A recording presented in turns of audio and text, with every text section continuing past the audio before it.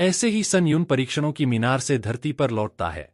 वह अपने पुराने कोच को फोन करता है, वही आदमी जिसने उसे हंटर प्रशिक्षण केंद्र से निकाल दिया था। सन युन आखिरी बार हंटर परीक्षा देना चाहता है, लेकिन कोच उसके पिछले नाकाम नतीजों को याद दिलाकर उसका मजाक उड़ाता है और कहता है कि उसके पास कोई मौका नहीं है। सन युन जिद करता है, यहां तक कि 7 साल की बेकार ट्रेनिंग का पैसा लौटाने की धमकी देता है। हंटर एसोसिएशन पहुंचने पर कोच सुनिश्चित करता है कि इस बार उसका फेल होना सबसे शर्मनाक हो। वह सबसे कठिन प्रतिद्वंदी तैयार करता है और सन युन की तलवार को भी नुकसान पहुंचाता है ताकि वह साबित कर सके कि हमारा लड़का कितना कमजोर है। सन युन के सामने प्रतिद्वंदी चुनने के लिए स्तर 1 से 10 तक दिए जाते हैं।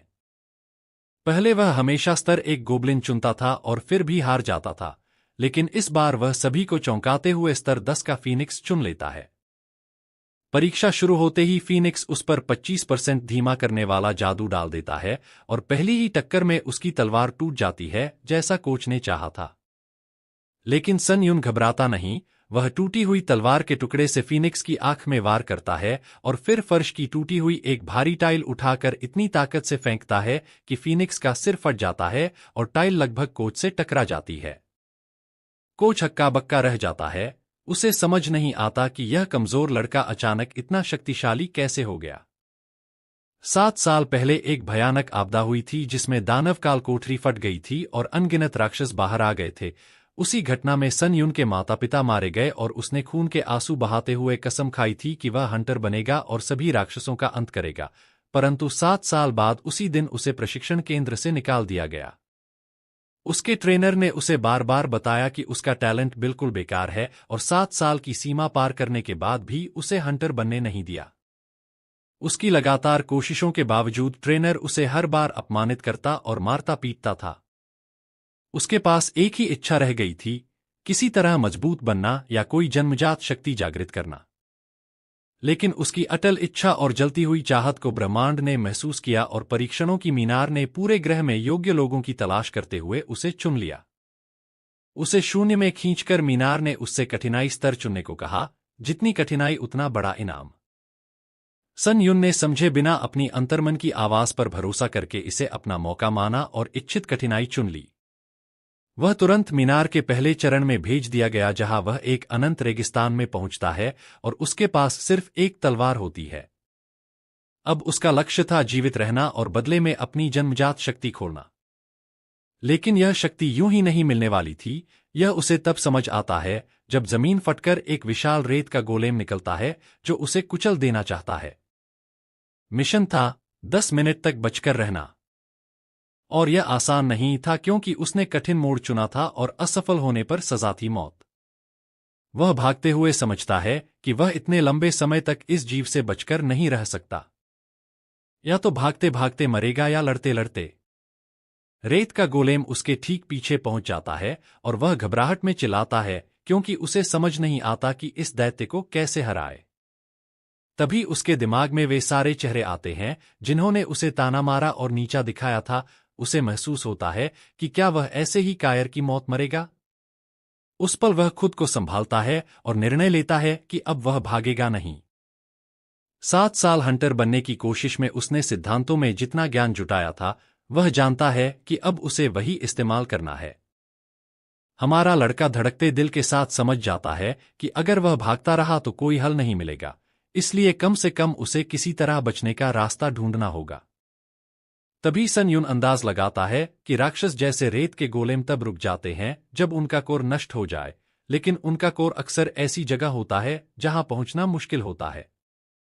वह फैसला करता है कि वह खुद ही कोर तक पहुंचने का रास्ता आसान बना देगा और रेत पर अपने पैरों को घसीटते हुए अपनी रफ्तार को रोकता है। उसी पल हान एक तेज छलांग लगाकर तलवार से दैत्य पर वार करता है और जैसे ही वह रेत के गोलेम पर टिकता है, सन युन उस सुनहरे मौके का फायदा उठाते हुए कोर तक पहुंच जाता है।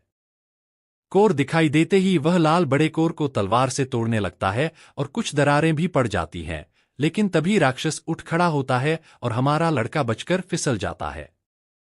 हान को गुस्सा आता है कि वह बस 1 सेकंड दूर था कोर तोड़ने से। जब वह दोबारा वार करने का सोचता है तो रेत का गोलेम उसे पकड़ लेता है और इतनी जोर से दबाता है कि उसकी जान निकलने लगती है। दर्द से चीखते हुए उसके दिमाग में वे सारे अपमानजनक शब्द गूंजने लगते हैं जिन्होंने उसे हमेशा तोड़ा था, लेकिन उसी पल वह उन आवाजों को चीरकर निकलता है और पूरी ताकत से अपनी तलवार सीधे दुश्मन के कोर पर फेंकता है। किस्मत से तलवार कोर पर लगती है और वह उसे तोड़ देता है। गोलेम रेत बनकर बिखर जाता है और हान रेत की बारिश में गिर पड़ता है। वह यकीन नहीं कर पाता कि उसने सच में अकेले उस राक्षस को हरा दिया, लेकिन मुश्किल से जीता था। इसी के साथ वह मीनार की पहली मंजिल पार कर लेता है। खून से लथपथ होने के बावजूद वह खुश है कि वह जिंदा बच गया। इनाम में उसे एक अनोखी क्षमता मिलती है, 1000 पॉइंट मिलते हैं और तेज रिकवरी नामक कौशल बोनस में मिलता है। यह इनाम देखकर वह अवाक रह जाता है, क्योंकि 7 साल की मेहनत में उसे कभी कुछ नहीं मिला था, सिर्फ ताने और मजाक। अब उसे एक अनोखी क्षमता मिलती है और सन युन को नेक्रोमेंसी नाम की विशेष शक्ति दी जाती है, और वह समझता है कि अब वह भी हंटर बन सकता है, अगर वह जिंदा रहा तो। अचानक लाल धुंध फिर से उभरती है और हान को दिखता है कि यह वही धुंध है जहां गोलेम मरा था। उसकी नई शक्ति नेक्रोमेसी सक्रिय हो जाती है और वह रेत के गोलेम की आत्मा को अवशोषित कर सकता है। वह समझता है कि यह काली धुंध उसकी अनोखी क्षमता है और वह आत्मा को अवशोषित करने का फैसला करता है। धुंध तेजी से उसकी ओर आती है और वह डर जाता है, लेकिन आत्मा उसके अंदर जाकर उसकी क्षमता को 7% बढ़ा देती है। लाल ऊर्जा का गोला उसके शरीर में समा जाता है और वह घबरा जाता है, क्योंकि वह उस आत्मा को अंदर महसूस कर सकता है। उसे एहसास होता है कि वह आत्माओं को अवशोषित करके अपने आंकड़े स्थायी रूप से बढ़ा सकता है और उसके शरीर में ऊर्जा की लहर दौड़ जाती है। 7 साल में वह कभी अपने आंकड़े नहीं बढ़ा पाया था, पर अब नेक्रोमेंसी से यह संभव हो गया है। यह चमत्कार समझकर वह खुशी से भर जाता है कि अगर वह लौट गया तो हंटर बन सकता है। थोड़ी देर बाद सिस्टम उसे वेटिंग रूम में जाने को कहता है। पोर्टल में कदम रखते ही वह गिर पड़ता है, क्योंकि खून बहुत बह चुका था। तभी हरी ऊर्जा उसे घेर लेती है और पल भर में उसके घाव भर जाते हैं। इतना खून बहने के बाद भी वह सही हो गया, यह उसे हैरानी में डाल देता है। और जब वह कमरे में एक बड़ा बिस्तर देखता है तो सोचता है कि इतनी बड़ी जगह में एक ही बिस्तर क्यों रखा है, पर वह उस पर लेटकर अगले कदमों के बारे में सोचने लगता है। उसे समझ नहीं आता कि क्या वह मीनार से बाहर निकल सकता है और क्यों उसे यहां बुलाया गया। तभी सिस्टम उसे 5 कमांड इस्तेमाल करने की अनुमति देता है: जानकारी, स्टोर, कम्युनिटी, इन्वेंट्री और ट्रायल, और इन्हें बोलने से सक्रिय किया जा सकता है। वह ट्रायल कमांड बोलता है और जानता है कि दूसरी मंजिल के ट्रायल के लिए 23 घंटे बचे हैं। वह कम्युनिटी खोलता है, जहां बाकी लोग भी उलझन में थे और जो हंटर नहीं थे, उन्हें भी यहां घसीटकर लाया गया था। तभी एडमिन चैट में आता है और सबकी मैसेजिंग बंद करके महत्वपूर्ण सूचना देता है कि ट्रायल में मिले पॉइंट ही यहां की मुद्रा हैं और बिना पॉइंट के एक बूंद पानी तक नहीं मिल सकती और पॉइंट सिर्फ ट्रायल से मिलते हैं। यह असली सर्वाइवल गेम जैसा है और हान समझ जाता है कि नियमों की आदत नहीं डाली तो मौत तय है। पानी तक पॉइंट से मिलता है, इसलिए जिंदा रहने का एक ही तरीका है, ट्रायल पास करते रहना। एडमिन यह सब कहकर निकल जाता है और सन युन मायूस हो जाता है, क्योंकि वह सोच रहा था कि वह लौटकर हंटर बनेगा, लेकिन हकीकत उसे झकझोर देती है। हमारा लड़का लंबी तलवार को देखकर स्टोर खोलता है, क्योंकि यह हथियार जीवित रहने के लिए काफी नहीं है। नया हथियार लेने के बाद हान ट्रेनिंग शुरू करता है और सोचता है कि सभी हंटर्स ने टॉवर में प्रवेश करते ही अपने स्टैट्स खो दिए, लेकिन उसे लगता है कि जो स्किल उन्होंने पहले सीखी होंगी उन्हें सीखना आसान होगा, इसलिए वह जानता है कि वह उन हंटर्स जैसा नहीं है जो पहले से आगे हैं। वह पूरी ताकत से ट्रेनिंग करता है ताकि उनसे बराबरी कर सके। मेहनत की आग उसे थका देती है और वह जमीन पर गिरकर हांफता है, पर एक पल में उसकी सारी ऊर्जा वापस आ जाती है, क्योंकि वेटिंग रूम की हीलिंग उसे तुरंत ठीक कर देती है। जैसे ही वह अगली ट्रायल के लिए जोश से भरता है, उसका पेट भूख से गुड़गुड़ाता है। वह इन्वेंट्री में खाने के लिए देखता है और उसके पास सिर्फ 40 पॉइंट्स बचे हैं जिनसे पानी वगैरह ले सकता है। वह खुद को किस्मत वाला मानता है कि उसे अतिरिक्त पॉइंट मिले, वरना वह शील्ड खरीदने तक का सपना भी नहीं देख सकता था। अगली ट्रायल में अभी 17 मिनट बाकी हैं और चैट जो अभी तक शोर कर रही थी अब शांत हो चुकी है।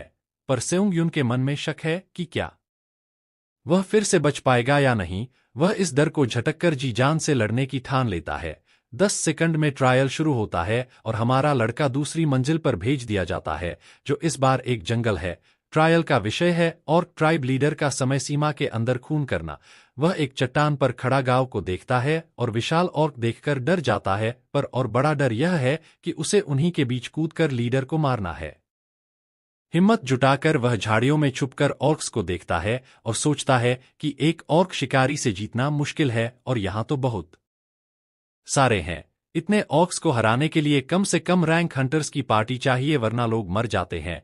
वह बेबस होकर पीछे हट जाता है, पर तभी उसके दिमाग में एक आइडिया आता है।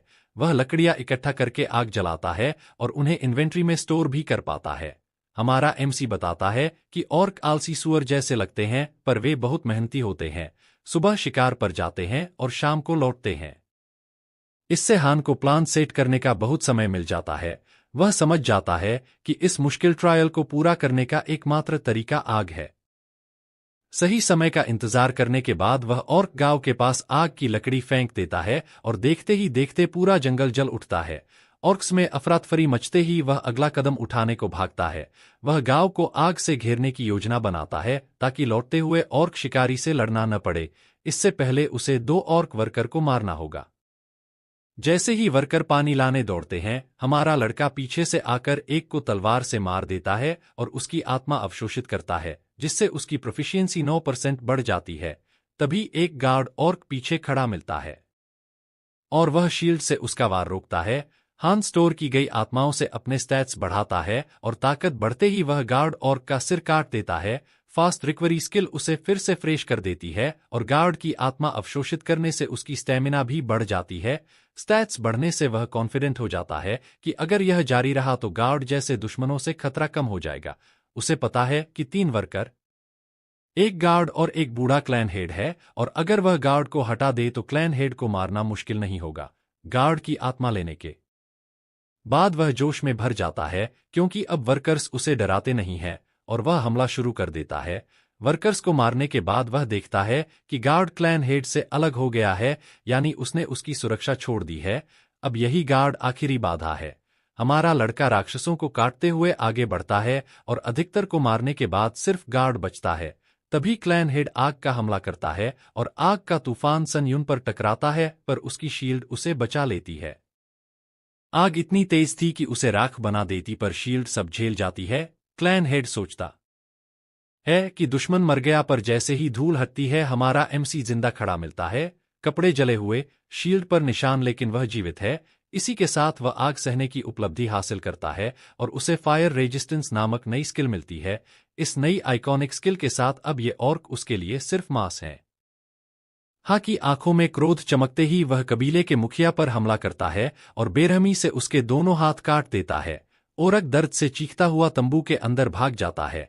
तभी हनुंगयू अंदर जाता है और स्तब्ध रह जाता है, क्योंकि वह देखता है कि कबीले का मुखिया अपने डरे हुए बच्चों को बचाने की कोशिश कर रहा है, जिससे हा को एहसास होता है कि ये राक्षस भी अपने परिवार की कद्र करते हैं। यह दृश्य उसे अपने माता पिता की वह याद दिला देता है जब उन्होंने राक्षसों के हमले में उसे भागकर बचने को कहा था और खुद मारे गए थे। फिर छोटा ओरक चाकू लेकर हा पर हमला करने आता है, पर हा उसे मूर्ख समझकर तलवार के पिछले हिस्से से उसके सिर पर प्रहार करता है और फिर कबीले के मुखिया की हत्या कर दूसरे तल को पूरा करता है। प्रतीक्षा कक्ष में उसका ढाल पूरी तरह टूट चुका होता है, लेकिन उसी की वजह से वह बच जाता है। वह चैट खोलकर देखता है कि अधिकतर लोग मर चुके हैं और एक सदस्य ने संदेश छोड़ा है कि उसने प्रश्नपत्र के जरिए पृथ्वी लौटने का तरीका खोज लिया है। जानकारियां सक्रिय करने पर हा को पता चलता है कि हर तल पर उसे एक प्रश्नपत्र मिलेगा, जिससे वह संचालक से उत्तर पा सकता है और सब लोग इसी से मिली जानकारियां साझा करते हैं। मुख्य सूचना यह है कि 5वें तल को पूरा करने पर कुछ दिनों के लिए पृथ्वी लौटने वाला पत्थर खरीदा जा सकता है और 7वें तल के बाद ऐसे सामान मिलते हैं जिनसे स्थायी रूप से पृथ्वी लौटा जा सकता है। यह सब समझकर हा सोचता है कि यदि वह अभी पृथ्वी लौटे तो आसानी से ईस्टर का शिकारी बन सकता है, पर यह दबाव उसे भीतर से तोड़ता है, क्योंकि यदि यह शक्ति उसे पृथ्वी पर मिलती तो यह धोखा माना जाता। वह उदास हो जाता है, पर खुद को संभालता है, क्योंकि उसके आंकड़े अब 0 से बढ़कर लगभग 20 तक पहुंच रहे हैं। वह जान जोखिम में डालकर प्राप्त 5 आत्माएं अवशोषित करता है, जिससे उसका शरीर शक्ति से भर जाता है और वह इतनी तेज गति से दौड़ता है कि दीवार से टकराकर उसकी नाक से खून निकल आता है। फिर वह 2100 अंकों वाला विशाल मृत वृक्ष का ढाल खरीदता है, जिसमें शक्ति घटते ही बढ़ोतरी का प्रभाव सक्रिय हो जाता है।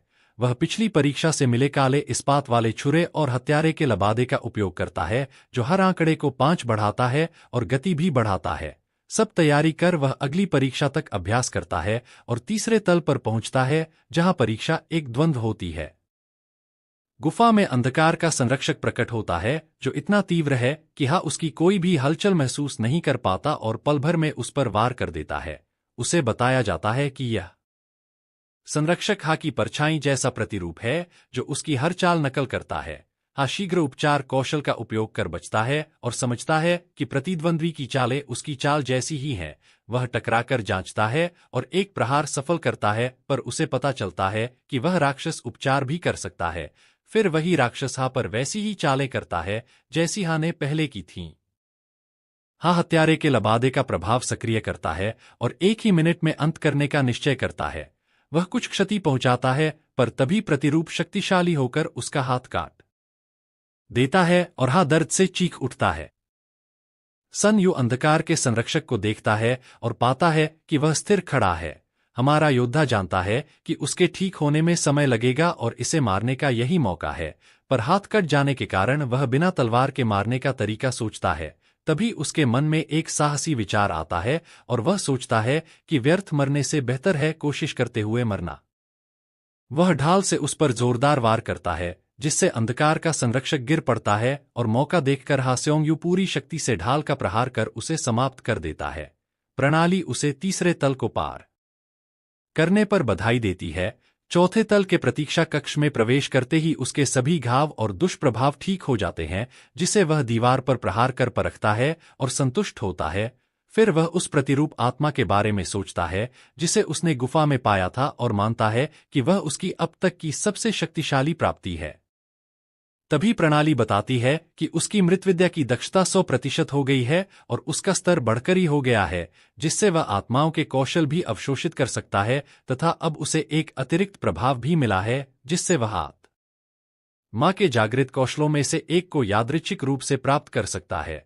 मृत्यु की आत्मा अवशोषित करते समय उसे एहसास होता है कि मृत्यु के निकट पहुंचने पर ही उसे शीघ्र उपचार जैसा कौशल मिला था। वह जानता है कि कौशल पाना आसान नहीं होता, इसलिए ऐसी अद्वितीय शक्ति पाकर वह भाग्य आजमाने का निर्णय लेता है। वह चौथे तल के समुदाय में प्रवेश कर लॉबी में सहजता से प्रतीक्षा करता है और स्क्रीन पर अगली परीक्षा की सूचना देखता है, जिसमें सभी को एक दल बनाकर संयुक्त परीक्षा देनी होती है। एक प्रतिद्वंद्वी शिकारी टिप्पणी करता है कि ऐसी प्रतियोगिता में शिकारी एक दूसरे को मार देंगे, जिससे वह स्तब्ध रह जाता है। अगली परीक्षा शुरू होती है और प्रणाली बताती है कि उसे एक अन्य चुनौतीकर्ता के साथ मिलकर एक दिन के भीतर गोब्लिन राजा को हराना होगा। असफल होने पर मृत्यु दंड मिलेगा। हाँ, 2 अन्य शिकारियों के सामने प्रकट होता है।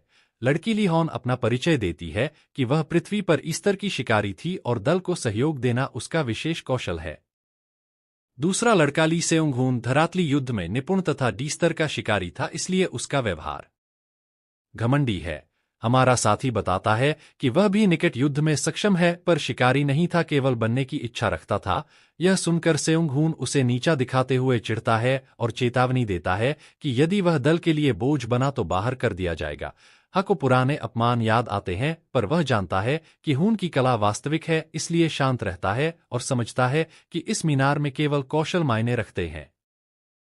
प्रणाली बताती है कि यह 3 बनाम 3 प्रतियोगिता है, जिसमें अपनी टीम के साथ मिलकर दूसरे दल से पहले परीक्षा पार करनी होगी और किले के द्वार खुल जाते हैं।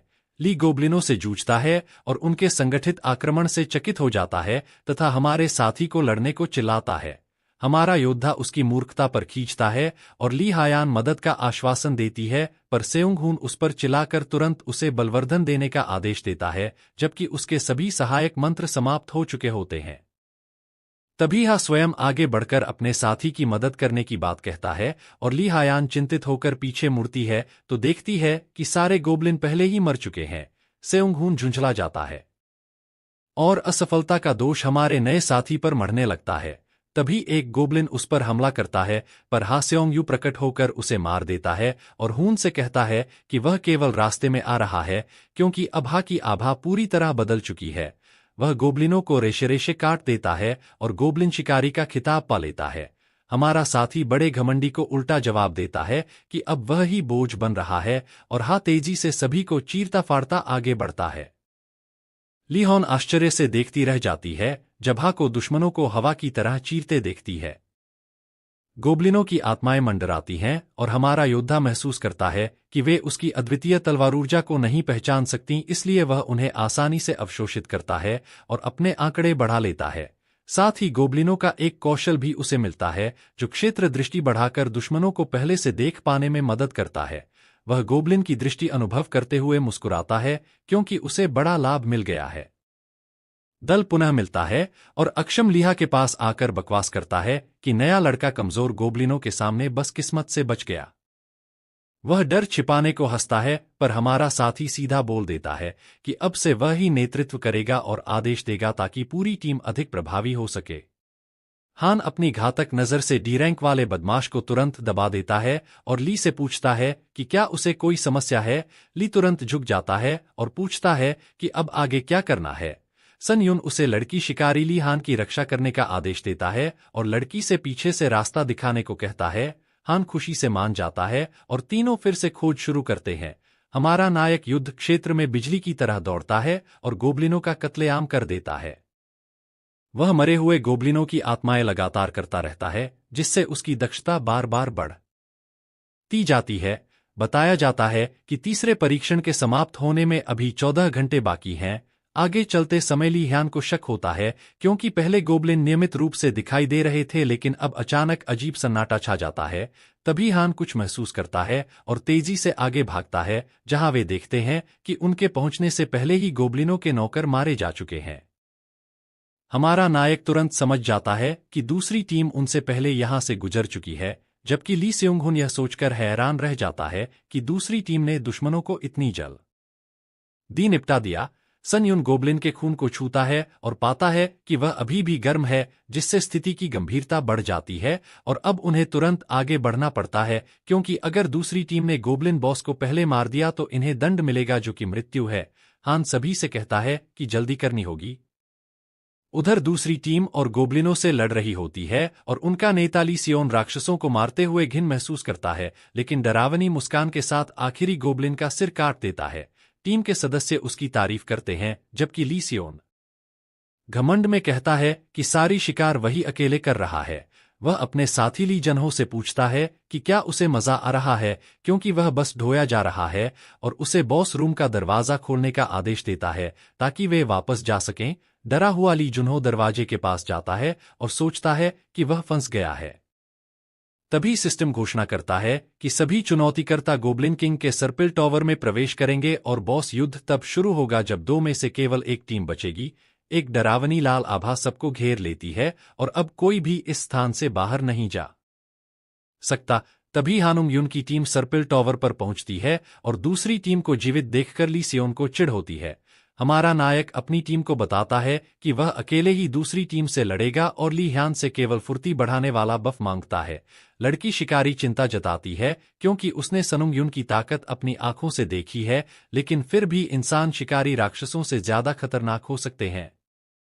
हान उसकी बात समझता है और कहता है कि अगर स्थिति खतरनाक हुई तो वह बता देगा और बैकअप हान पर छोड़ देगा। फुर्ती बढ़ते ही हमारा नायक दुश्मनों की ओर बढ़ता है और पूरी तरह एक हत्यारे जैसा एहसास देता है। चलते हुए सनुंग युन सोचता है कि वह औसत शिकारी से बेहतर है और 30 से ज्यादा गोबलिन मार चुका है। उधर ली सियोन की टीम मुकाबले के लिए तैयार हो जाती है। हमारा नायक पल भर में सामने वाले पर टूट पड़ता है और उसकी भयानक आभा देखकर ली सियोन डरकर कायरों की तरह अपने साथी ली जुन्हो के पीछे छिप जाता है और उसे पूरी ताकत से ढाल इस्तेमाल करने का आदेश देता है। जुन्हो ढाल सक्रिय करता है और एक सुरक्षा अवरोध फैल जाता है, लेकिन हान अपनी जबरदस्त ताकत से तलवार के एक वार में उस अवरोध को तोड़ देता है। टूटी हुई ढाल के टुकड़े दुश्मनों पर बरसते हैं और उसी मौके का फायदा उठाकर हमारा नायक एक ही झटके में 2 लोगों को काट गिराता है। अब केवल ली सान बचता है और दोनों के बीच भीषण लड़ाई शुरू होती है। दोनों वार बचाते और पलटवार करते रहते हैं। तभी हान को कुछ अजीब महसूस होता है, क्योंकि वह जानता है कि वह उससे ज्यादा कुशल है, फिर भी यह आदमी अजीब तरीके से हर वार रोक रहा है। हान और ज्यादा ताकत लगाने का फैसला करता है और पीछे से हमला कर उसे खत्म करने की कोशिश करता है, लेकिन चौंकाने वाले तरीके से वह आदमी ऐसे बच जाता है जैसे उसकी पीठ पर भी आंखें हों। तभी हान चमकती लाल आंखें देखता है और समझ जाता है कि वह उसकी तलवार की चाल देख सकता है। तभी सन युन एक चौंकाने वाली योजना बनाता है और अपनी ढाल ली सियोन की ओर फेंक देता है, जिससे उसकी दृष्टि बाधित हो जाती है और उसका कौशल काम नहीं करता। ढाल से उसका दृश्य जाम होते ही हान तुरंत हमला करता है और एक ही क्षण में ली सियोन को छेद कर मार देता है। इसके साथ ही हमारा नायक एक विशेष कार्य पूरा करता है और अतिरिक्त पुरस्कार प्राप्त करता है।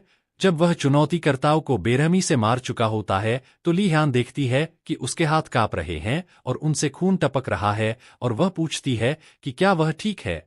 सनुंग युन के चेहरे पर उदासी छा जाती है, लेकिन वह कहता है कि वह ठीक है। ली ह्यान समझ जाती है कि उसने पहली बार किसी इंसान को मारा है और यही झटका है, क्योंकि वह सोचती थी कि वह ठंडा और बेहद मजबूत है।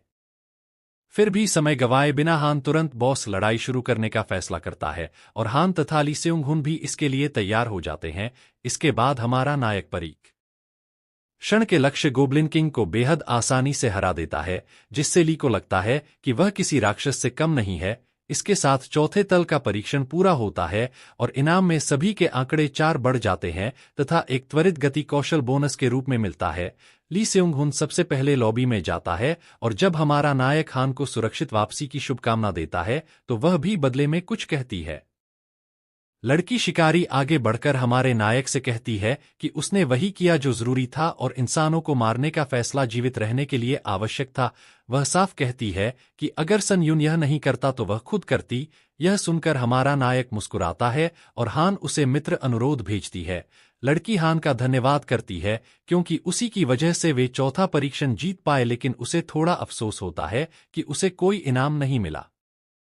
हान शर्माते हुए हमारे नायक से कहती है कि जब वह बाद में पृथ्वी लौटे तो उसे जरूर ढूंढे और बताती है कि वह हाइट सिल्वर गिल्ड से है। यह कहकर वह चली जाती है और हमारा नायक लाल पड़ जाता है। अब अकेला बचने पर उसके सामने यह फैसला होता है कि क्या वह इंसानों की आत्माएं भी करेगा या नहीं। वह बताता है कि जब उसे पहली बार इस शक्ति का पता चला था तो उसने इसे टाल दिया था, क्योंकि उसे पता था कि ऐसा करने पर वह एक ऐसी रेखा पार कर लेगा जिससे वापस लौटना संभव नहीं होगा। उसके चेहरे पर एक खतरनाक मुस्कान फैलती है और उसी क्षण वह अपना मन बना लेता है। हान तर्क से सोचता है और निष्कर्ष निकालता है कि इससे वह और शक्तिशाली बनेगा, लेकिन वह बिना जरूरत लोगों को नहीं मारेगा जब तक परिस्थिति मजबूर न करे। इसके बाद वह तीव्र उद्देश्य के साथ मानव आत्मा को करता है। तब यह स्पष्ट होता है कि शिकारी बनने का सपना उसके भीतर छिपी दूसरी इच्छाओं को भी जगा चुका है और परीक्षणों के इस टॉवर ने उसे अवसर दिया है जिसे वह किसी भी हाल में जाने नहीं देगा। आगे बढ़ने की जलती हुई चाह के साथ हान 5वें तल की लॉबी में प्रवेश करता है, जहां सिस्टम एक नया फीचर खोलता है जिसे परीक्षण कुलांकन कहा जाता है, जो सभी चुनौतीकर्ताओं की रैंक तय करेगा। सिस्टम उससे उपयोगकर्ता नाम मांगता है और वह हंटर नाम चुनता है। रैंक पैनल में पहले 5 स्थान एसएस रैंक शिकारियों के होते हैं, जिसे देखकर वह सोचता है कि क्या वह भी सूची में है, और ऊपर स्क्रॉल करने पर चौंकते हुए देखता है कि उसका नाम 16वें स्थान पर है। यह रैंक उसकी उम्मीद से कहीं ज्यादा होती है। सिस्टम समझाता है कि शीर्ष 50 को अग्रदूत कहा जाएगा, जिन्हें 8वें तल पर विशेष लाभ मिलेंगे, और यदि वे वहां तक अग्रदूत बने रहे तो उन्हें हेलो नाम का विशेष अधिकार मिलेगा। हान सोचता है कि यह किसी कौशल जैसा होगा और समय आने पर सब समझ जाएगा। वह 3 मानव आत्माओं को करता है और ऊर्जा के उफान के साथ उसे लगता है कि उसने सच में इंसानी सीमाएं पार कर ली हैं। बाद में वह एक वापसी पत्थर खरीदता है जिससे 3 दिनों के लिए अपने मूल स्थान पर लौटा जा सकता है और यह जांचने के लिए उसका उपयोग करता है कि क्या वह उपकरण भी साथ ला सकता है। पत्थर का उपयोग करते ही वह पृथ्वी पर लौट आता है और उसकी शक्तियां अब बिल्कुल अलग स्तर की होती हैं। खिलाड़ी हान की पृथ्वी पर वापसी की इच्छा स्वीकार होती है और वह एक पोर्टल से गिरता हुआ अपने घर पहुंच जाता है, जहां उसे 3 दिनों में फिर से परीक्षण टावर में लौटना होगा। कुछ देर बाद सन यून आंखें खोलता है और खुद को अपने कमरे में पाकर हैरान होता है कि वह सच में घर आ गया है।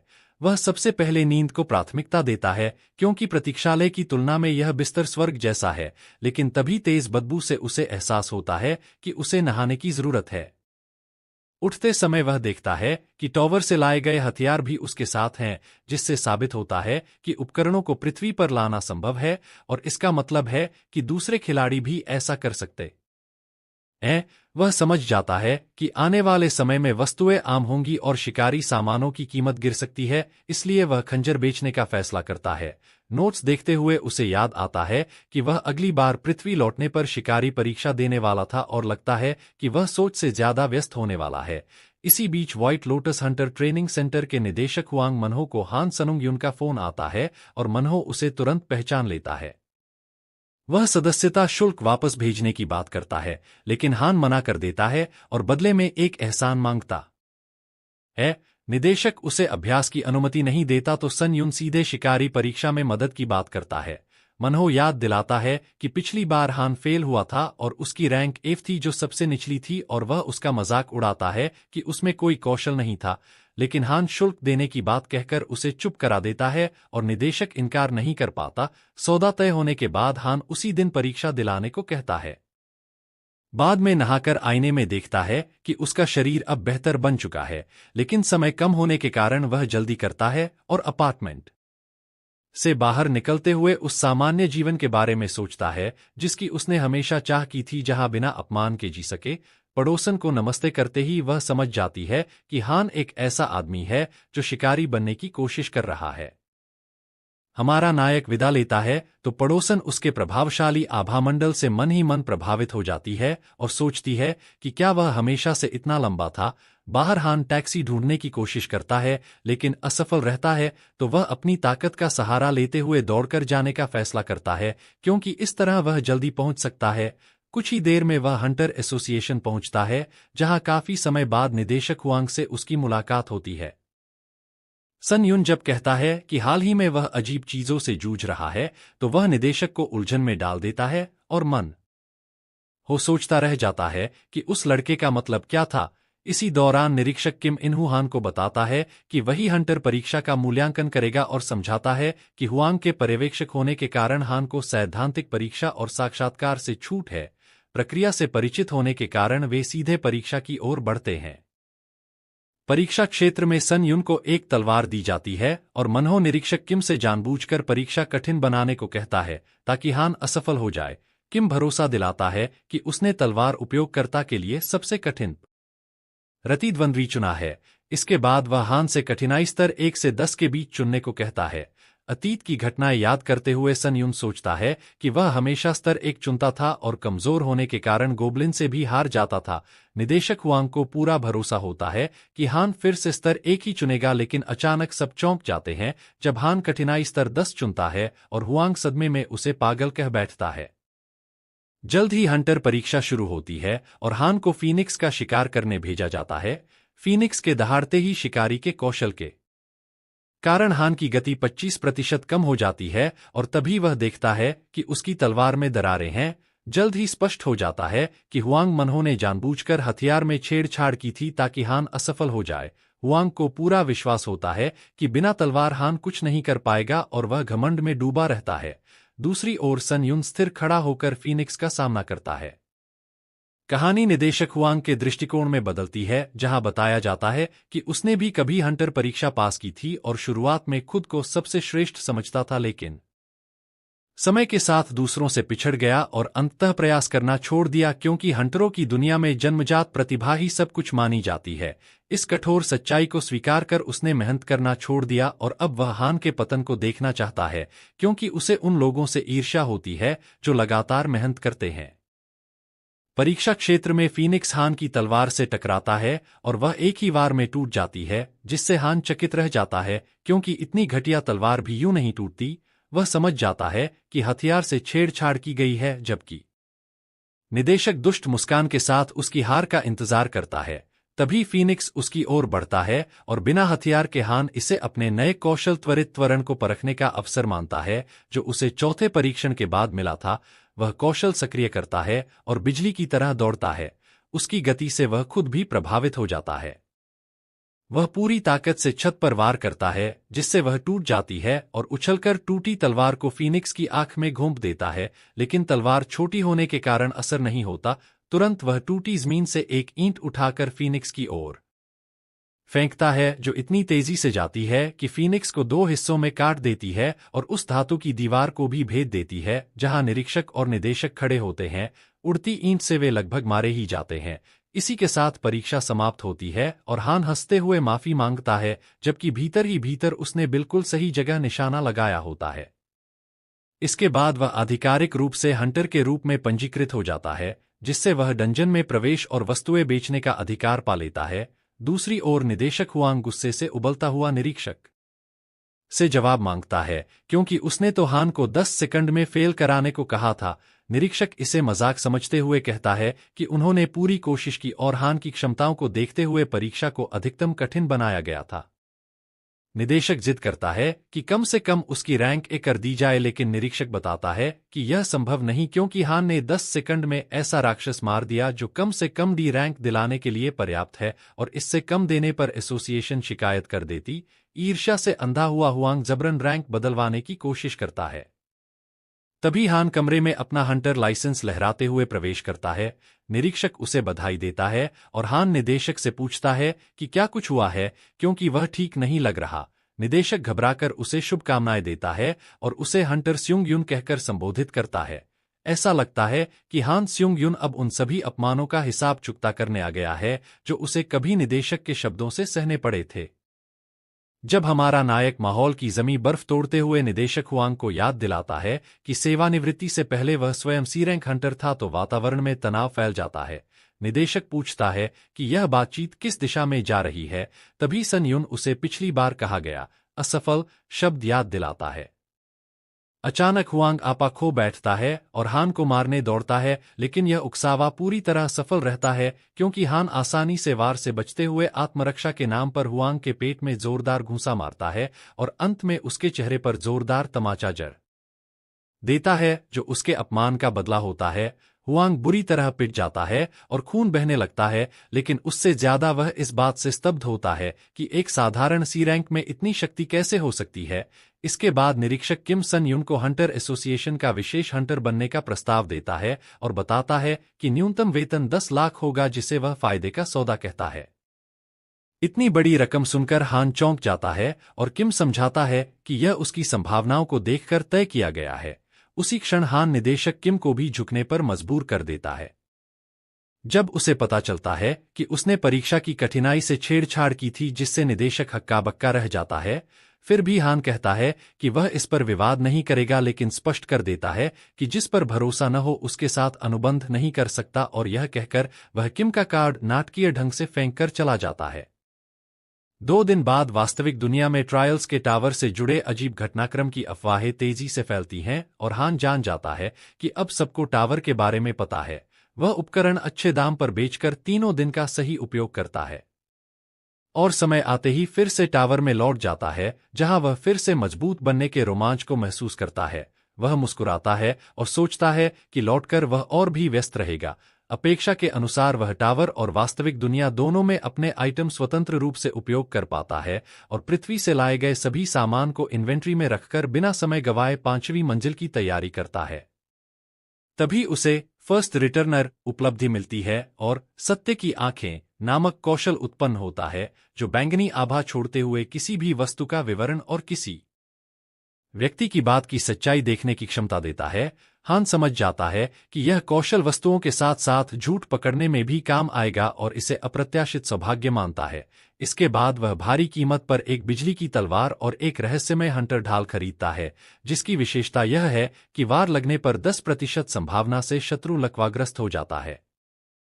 फिर वह एक दिन की समय सीमा वाले 5वें तल के परीक्षण में प्रवेश करता है, जहां शर्त होती है वुल्फ गॉर्ज के बॉस वुल्फ पर्सन को हराना और असफलता पर मृत्यु। वहां पहुंचकर वह खुद को भेड़ ईओ के झुंड से घिरा पाता है और उन्हें काटना शुरू करता है, लेकिन वे बहुत कमजोर लगते हैं। तभी एक विशाल सफेद भेड़िया छोटे भेड़िए को फाड़कर खा जाता है, जिसे देखकर हान रोमांचित हो उठता है और बिजली की तलवार से उन्मादी अंदाज में भेड़ियों का सहार करता है। इतनी ताकत पाकर वह खुद को थोड़ा पागल होता महसूस करता है। लड़ाई के बाद उसकी हंटर डैगर और फास्ट रिकवरी क्षमताएं बढ़ जाती हैं, लेकिन वह तलवार कौशल बढ़ाने का विचार करता है। अनेक भेड़ियों की आत्माएं सोखकर उसकी नेक्रोमेंसी दक्षता 16% पहुंचती है और आगे बढ़ते हुए वह केंद्र के पास पहुंचने लगता है, जहां उसे तलवार से मारे गए शक्तिशाली भेड़ियों के निशान मिलते हैं। सत्य की आंखें सक्रिय कर वह जानता है कि यह अत्यंत कुशल आभा से बने कट हैं।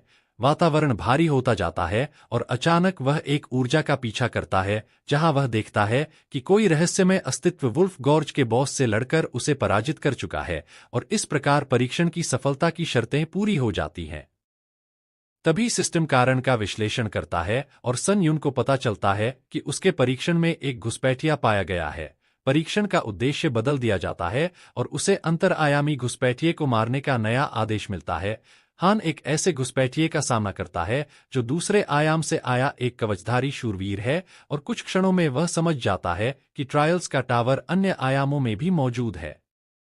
यह अजीब घटना उसे स्तब्ध कर देती है। तभी वह कवचधारी शूरवीर उपहास भरे स्वर में उससे बात करता है और एक तुच्छ बर्बर चुनौतीकर्ता के जीवित रहने पर आश्चर्य जताता है। वह मानता है कि हान इस परीक्षण का स्वामी है और उसे बर्बर कहकर मृत्यु के भय से डरा हुआ बताता है। यह सुनकर हान हल्की घबराहट के साथ मुस्कुराता है और समझ जाता है कि यह शत्रु साधारण नहीं है। कवचधारी मान लेता है कि भय ने हान की बुद्धि हर ली है और तलवार से उत्तर देने का निश्चय करता है। लड़ाई शुरू होते ही हान मरे हुए भेड़िए को उसकी ओर फेंकता है और उसी क्षण आक्रमण करता है, लेकिन उसकी बिजली की तलवार भारी कवच को भेद नहीं पाती। तभी शत्रु की तलवार से काली आभा निकलती है और एक ही वार में हान दूर जा गिरता है, जिससे उसकी कलाई मुड़ जाती है और खून बहने लगता है। शूरवीर उसकी आभा रोकने से प्रभावित होता है, लेकिन उसे लगभग निष्क्रिय मान लेता है। हान क्रोधित होकर पूछता है कि वह कौन है और उसके परीक्षण में क्यों घुसा। शत्रु बताता है कि 8वें स्तर के बाद सिस्टम में ट्रायल इन्वेजन जोड़ा गया है, जहां कोई भी खिलाड़ी टोकन खरीदकर दूसरे के परीक्षण में दखल दे सकता है और यही उसने किया है। हान सत्य की आंखें सक्रिय कर उसकी बात की सच्चाई देखता है और पाता है कि वह सच बोल रहा है। तभी शूरवीर क्रोधित होकर उस पर वार करता है और उसे अपमानित करता है। इसी क्षण हान सच खोल देता है कि उसकी कलाई असल में दर्द के कारण नहीं बल्कि चाल के लिए पकड़ी हुई थी, क्योंकि उसकी तीव्र पुनर्जनन क्षमता उसे तुरंत ठीक कर देती है। उसकी बाह पूरी तरह स्वस्थ हो जाती है, जिससे शूरवीर दंग रह जाता है। हान स्वीकार करता है कि वह तलवारबाज भी है और उपचारक भी, और लगातार और शक्तिशाली होता जा रहा है। यही मोड़ है जहां उसकी असली शक्ति जागती है। वह मृत आत्माओं को समाहित कर अपने आंकड़े बढ़ाता है। ऊर्जा उमड़ पड़ती है और उसकी ताकत कई गुना बढ़ जाती है। वह हत्यारे की चोगा क्षमता सक्रिय कर गति बढ़ाता है, जिससे शत्रु चकित रह जाता है कि 5वें स्तर का खिलाड़ी इतने कौशल कैसे रख सकता है। इसके बाद दोनों के बीच भीषण तलवार युद्ध शुरू होता है, लेकिन आयामों का अंतर घुसपैठिए की वास्तविक शक्ति को सीमित कर देता है। हमारा लड़का देखता है कि बख्तरबंद दुश्मन फिर से अपनी डार्क ऑरा का इस्तेमाल कर रहा है और वह तलवार के वार से बस 1 इंच के फासले से बच जाता है, जो लगभग हान को लग ही जाती है। घुसपैठिया जबरदस्त रफ्तार से पलटवार करता है और हमारा लड़का समझ जाता है कि यह ऑरा स्किल हाई लेवल की है, जो भारी नुकसान कर सकती है। लेकिन किस्मत से अब सन युन के आंकड़े उससे ज्यादा हैं और उसे पता है कि वह जानलेवा वारों से बच सकता है। असली दिक्कत उस शापित कवच की है जो तलवार पर है, जिसे वह अपने मौजूदा लेवल पर काट भी नहीं सकता। इसलिए वह योजना बनाता है कि थंडर स्वॉर्ड से लगातार वार करके कवच को धीरे धीरे कमजोर करेगा। तभी चालाकी से तलवार टकराने पर बिजली पैदा होती है और डार्क ऑरा गायब हो जाती है। असली खेल वहीं से शुरू होता है, जब बिजली कवच पर गिरती है और बख्तरबंद आदमी दर्द से चीख उठता है। सिस्टम सूचित करता है कि दुश्मन पर वार करने पर 10% संभावना से लाइटनिंग स्ट्राइक प्रभाव मिलता है और हमारा लड़का मुस्कुरा देता है, क्योंकि सही समय पर यह असर सक्रिय हो गया। केड एड्रैक्स जमीन पर निष्प्राण पड़ा है और हानुंग युन खुश होता है कि उसका जुआ सफल रहा और दुश्मन लकवाग्रस्त हो गया। बख्तरबंद चुनौतीकर्ता दर्द से कराहता है और यकीन नहीं कर पाता कि वह एक मामूली 5वें फ्लोर के खिलाड़ी से हार गया। हमारा लड़का उसे खत्म करने का फैसला करता है और बताता है कि अपनी कवच और स्किल पर भरोसा करना उसकी सबसे बड़ी गलती थी। केड उसे रोककर हर सवाल का जवाब देने की पेशकश करता है, लेकिन हान सुनने से इनकार करता है और उसे मार देता है। मारते समय भले ही वह हत्या का आदी हो रहा हो, फिर भी उसे हर बार असहजता महसूस होती है। सिस्टम 5वें फ्लोर को क्लियर करने पर बधाई देता है और वह केड्रैक्स की आत्मा को कर लेता है। प्रोफिशिएंसी 15% बढ़ती है और वह राहत महसूस करता है क्योंकि आत्मा लगभग निकल ही नहीं रही थी।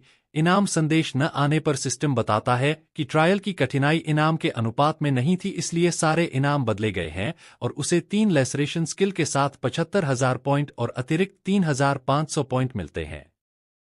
उसकी सी रैंक अब ए रैंक में बदल जाती है और वह समझ जाता है कि वह नाइट कितना ताकतवर था। फिर उसे 6ठे फ्लोर की लॉबी में भेज दिया जाता है, जहां सारी चोटें ठीक हो जाती हैं और लीडर बोर्ड अपडेट होता है। वह इन्वेंटरी खोलकर सतर्क रहने का फैसला करता है और डायमेंशनल इन्वेजन को ध्यान में रखता है। सवाल वाउचर को लेकर सोचने के बाद वह उसे इस्तेमाल करता है और सिस्टम उससे सवाल लिखने को कहता है।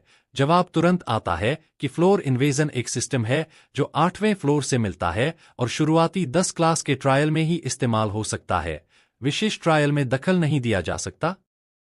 उसे पता चलता है कि यह क्लाइंबिंग ब्रेकर है और अभी उसे इसकी पूरी जानकारी नहीं मिल सकती।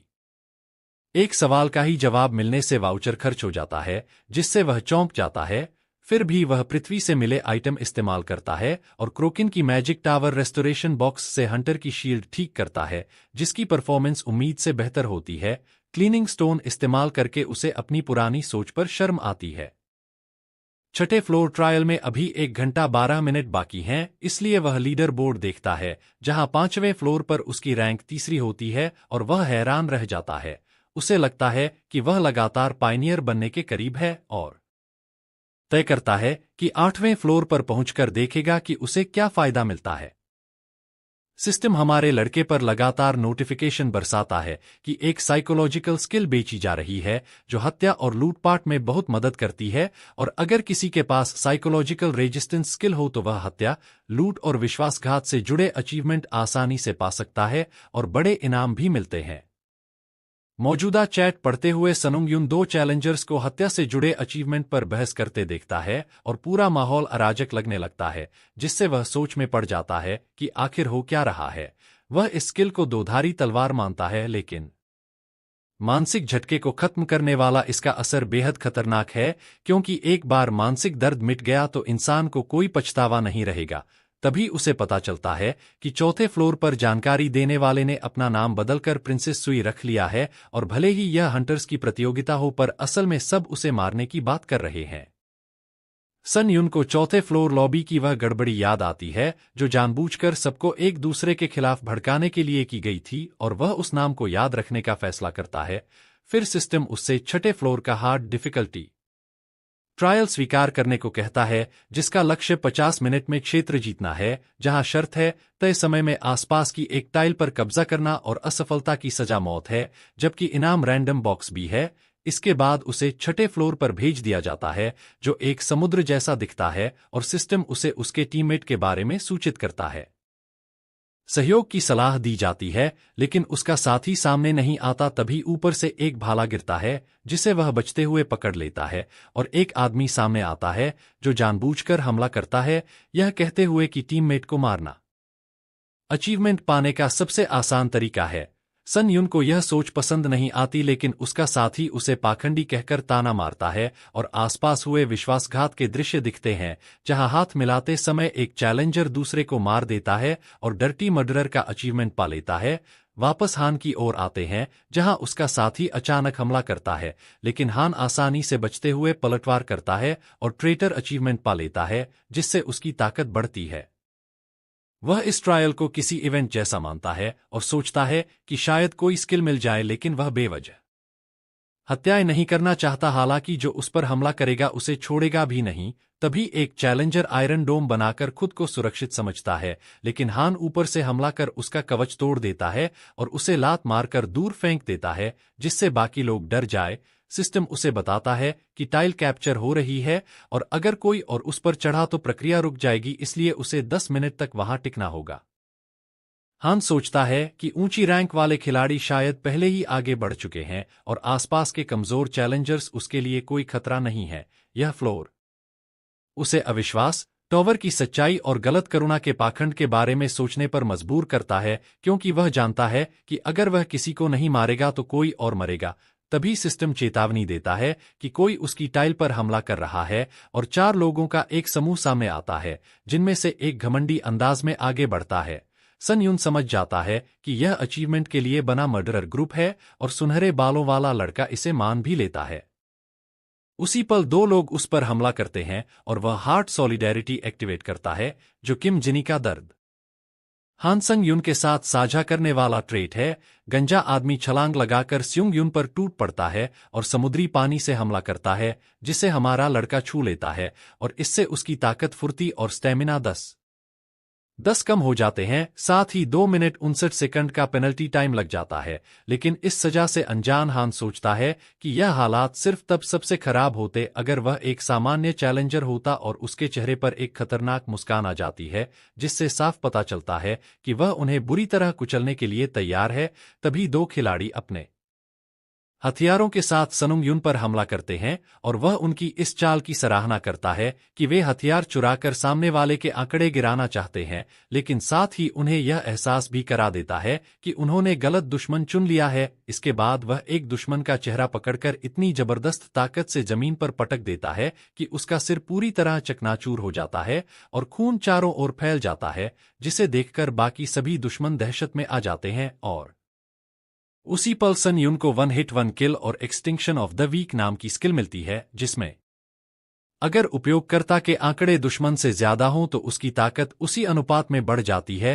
तभी एक और गंजा दुश्मन गाली देते हुए हमला करता है, लेकिन उसके कम आंकड़ों की वजह से यह स्किल सक्रिय हो जाती है। सन यून हमला बचाकर उसके चेहरे पर जोरदार लात मारता है, जिससे उसकी नाक टूट जाती है और फिर उसके गंजे सिर पर भयानक प्रहार कर उसे मार देता है, जिससे उसे मर्सिलेस मर्डरर का अचीवमेंट मिलता है। अब केवल 2 दुश्मन बचे होते हैं और वह उनकी और बढ़ता है। तभी उनमें से एक सुनहरे बालों वाला खिलाड़ी अपने ही साथी का पैर बेरहमी से काट देता है, जिससे वह दर्द से तड़पने लगता है और हार्ट सॉलिडेरिटी की वजह से वह दर्द हान को भी महसूस होता है। हालांकि उसे असली चोट नहीं लगती, लेकिन उसकी चालें धीमी हो जाती हैं। वह घायल लड़का दर्द से चिल्लाते हुए उस सुनहरे को दरिंदा कहता है और पूछता है कि क्या वह अब भी खुद को इंसान मानता है। तभी वह सुनहरा खिलाड़ी उसके पेट में छुरा घोंप देता है और साझा दर्द की वजह से सन यून मुश्किल से आगे बढ़ पाता है। वह धमकी देता है कि अगर सन यून पास आया तो वह उसका गला काट देगा, लेकिन पेन रेजिस्टेंस स्किल के कारण सन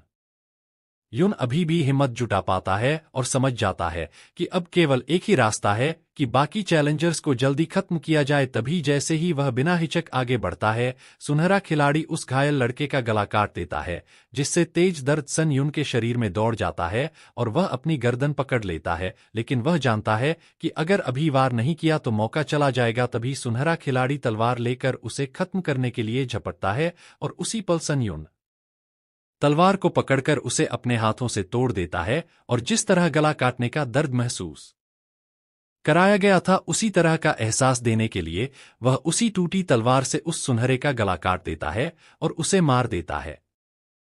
इसके बाद हान को आयरन ब्लड क्लाइंबर की उपलब्धि मिलती है और 1500 पॉइंट्स प्राप्त होते हैं। अंतः सीमा पूरी हो जाती है और एक टाइल पर कब्जा कर लिया जाता है। हानुंग यून की टीम अपने ही जैसे लोगों का सफाया करने के बाद जीवित बच जाती है। खिलाड़ी अपनी जीत का जश्न मनाते हैं, क्योंकि जीवित रहना ही सबसे बड़ी खुशी है। वहीं दूसरी ओर हमारा नायक सोचता है कि क्या किसी के उकसावे पर ही इतनी शुरुआत में लोग हत्या से जुड़ी उपलब्धियां पाने लगे थे। आखिर में जीत उन्हीं की हुई जो टीम बनकर टिके रहे, हालांकि कुछ अपवाद भी थे। जिन खिलाड़ियों ने दूसरों को मारा उन्होंने खुद को समझाया कि उन्होंने कुछ गलत नहीं किया, बल्कि गलती तो मरने वालों की ही थी। कितना अजीब विरोधाभास है। हमारा नायक अपने खून से सने हाथों को देखता है और सोचता है कि दूसरों की नज़र में वह शायद इंसानों को बेरहमी से मारने वाला एक राक्षस लग रहा होगा। इसके साथ ही छठी मंजिल की परीक्षा पूरी होती है और इनाम के रूप में एक रैंडम गाचा बॉक्स तथा 8000 पॉइंट्स इन्वेंट्री में भेजे जाते हैं। लॉबी में पहुंचते ही सन युन मरे हुए खिलाड़ियों की आत्माओं को शोषित करता है, जिससे उसकी अनोखी विशेषता नेक्रोमेसी की दक्षता 100% हो जाती है और यह विशेषता डी रैंक में अपग्रेड हो जाती है। इसके बाद हान 7वीं मंजिल की लॉबी में पहुंचता है और उसे अपनी सभी उपलब्धियां देखने का विकल्प मिलता है। पैनल में वह अलग अलग रैंक की सभी उपलब्धियां देखता है और समझ जाता है कि इस रैंक उपलब्धि फर्स्ट रिटर्नर कोई साधारण उपलब्धि नहीं थी। जब वह उसके विवरण देखता है तो पता चलता है कि हर उपलब्धि पर अलग अलग इनाम मिलते हैं। तभी हान को एहसास होता है कि लोगों की हत्या से उसे काफी सारी उपलब्धियां मिली हैं और उनके साथ स्किल्स, स्टैट्स और पॉइंट्स जैसे इनाम भी मिले हैं। तभी उसकी नज़र छठी मंजिल से मिले रैंडम गाचा बॉक्स पर जाती है, जिसे देखकर वह सोचता है कि यह इनाम काफी अनिश्चित है। वह ज्यादा उम्मीद नहीं करता क्योंकि उसे लगता है कि आइटम एफ से बी रैंक के बीच का होगा। फिर भी वह बॉक्स खोलने का फैसला करता है, लेकिन जो होता है वह पूरी तरह अप्रत्याशित होता है। बॉक्स से तेज रोशनी निकलती है और एक छोटा सा हरा जीव बाहर कूद पड़ता है। हमारा नायक हैरान रह जाता है और सोचता है कि क्या उसे इसे पकड़ना होगा। बिना ज्यादा सोचे वह उसे पकड़ने के लिए दौड़ता है। काफी मशक्कत के बाद वह उसे पकड़ लेता है, लेकिन वह जीव अपने नुकीले दांतों से हान के हाथ को काट लेता है, जिससे वह दर्द से कराह उठता है। वह छोटा राक्षस निंजा की तरह पलटता है और मुस्कुराता है, जबकि हान को लगता है कि उसने इसे प्यारा समझकर हल्के में ले लिया था। अब वह पूरा जोर लगाने का फैसला करता है। वह पागलों की तरह उसका पीछा करता है, लेकिन बार बार नाकाम रहता है। अंत में वह छलांग लगाकर उसके सिर पर जोरदार मुक्का मारता है और निर्णायक वार करता है। इसके बाद वह जीव गायब हो जाता है और गाचा बॉक्स से उसे सर्वोत्तम रैंक का आइटम मिलता है। हान सोचता है कि यह भी माइनस रैंक का होगा और सच में यह रॉड आयरन पेंडेंट निकलता है, जो तलवार स्किल के प्रभाव को 7% बढ़ाता है और जादुई शक्ति उपयोग करने पर आयरन प्रोटेक्शन नाम का विशेष प्रभाव सक्रिय करता है। पेंडेंट उसके हाथ में प्रकट होता है और सक्रिय होते ही उसकी त्वचा ऐसी हो जाती है कि वह 10% भौतिक नुकसान को सोख लेती है। सन युन हैरान रह जाता है क्योंकि यह ज्यादातर ए रैंक आइटम से भी बेहतर है। इसमें आक्रमण और रक्षा दोनों गुण हैं, इसलिए वह बेहद खुश हो जाता है। लेकिन इसका एक नुकसान भी है। जैसे ही वह इसका उपयोग करता है, उसकी सारी जादुई शक्ति तेजी से खत्म हो जाती है और आयरन प्रोटेक्शन निष्क्रिय हो जाता है। इसलिए वह फैसला करता है कि इसे सिर्फ अहम मौकों पर ही इस्तेमाल करेगा। तभी वह अपनी नेक्रोमेसी विशेषता को देख रहा होता है कि अचानक पैनल प्रकट होता है और उससे पूछता है कि क्या वह 7वीं मंजिल की परीक्षा में प्रवेश करना चाहता है। वह हैरान हो जाता है क्योंकि आमतौर पर अगली परीक्षा के लिए इंतजार करना पड़ता है। फिर भी वह तैयार हो जाता है और सोचता है कि क्या यह सबके लिए ऐसा ही है। वह कम्युनिटी खोलता है जहां खिलाड़ी अचानक वेटिंग टाइम हटने पर चर्चा कर रहे होते हैं, लेकिन हैरानी की बात यह होती है कि कोई हंगामा नहीं करता, बल्कि लोग सोचते हैं कि बिना तैयारी के जल्दी टॉवर में घुसने से फायदे दोगुने मिलेंगे, क्योंकि तैयारी वैसे भी बेकार है। सन युन को पता चलता है कि सबका इंतजार समय हट चुका है और कोई इसे लेकर परेशान नहीं है। वे पायनियर फायदे में रुचि नहीं रखते, बस घर लौटना चाहते हैं। वह समझता है कि शायद वे सब लो रैंक चैलेंजर हैं, इसलिए उनके लिए फर्क नहीं पड़ता। लेकिन जो बात उसे ज्यादा चौंकाती है वह यह कि माहौल पूरी तरह छठी मंजिल से बदल चुका है। उसे लगता है कि हत्यारे किस्म के लोग शांत हैं क्योंकि अगली परीक्षा व्यक्तिगत है और दिखावा करने से कुछ मिलने वाला नहीं। फिर भी वह सतर्क रहने का फैसला करता है क्योंकि जो लोग बिना झिझक अपने साथियों को मार सकते हैं वे दिल से बेहद क्रूर होते हैं। सबसे अहम बात यह है कि हान अपनी अडिग स्किल बढ़ाने का निश्चय करता है और अपनी नेक्रोमेसी विशेषता की स्थिति को दोबारा देखता है। आत्मविश्वास के साथ हान अनुमान लगाता है कि वह अब अपनी आंखें बंद करके भी सैंड गोलेम को हरा सकता है। मीनवाइल मॉन्स्टर उभरता है और हान मुस्कुराता है क्योंकि ट्रायल का स्तर बढ़ गया है। सैंड गोलेम पहले से 3 गुना बड़ा दिखाई देता है। विशाल गोलेम सन युन पर हमला करता है और हमारा नायक इसे लड़ने के लिए उत्साहित होता है। वह गोलेम के चारों ओर कूदता है, लेकिन अजीब बात यह है कि वह कोर स्टोन नहीं देख पाता। जो सैंड गोलेम का महत्वपूर्ण बिंदु है। वह सोचता है कि कोर स्टोन शायद गोलेम के शरीर में गहराई में होगा, लेकिन यह विचार हान का ध्यान भटकाता है और सैंड गोलेम उसे पकड़ लेता है।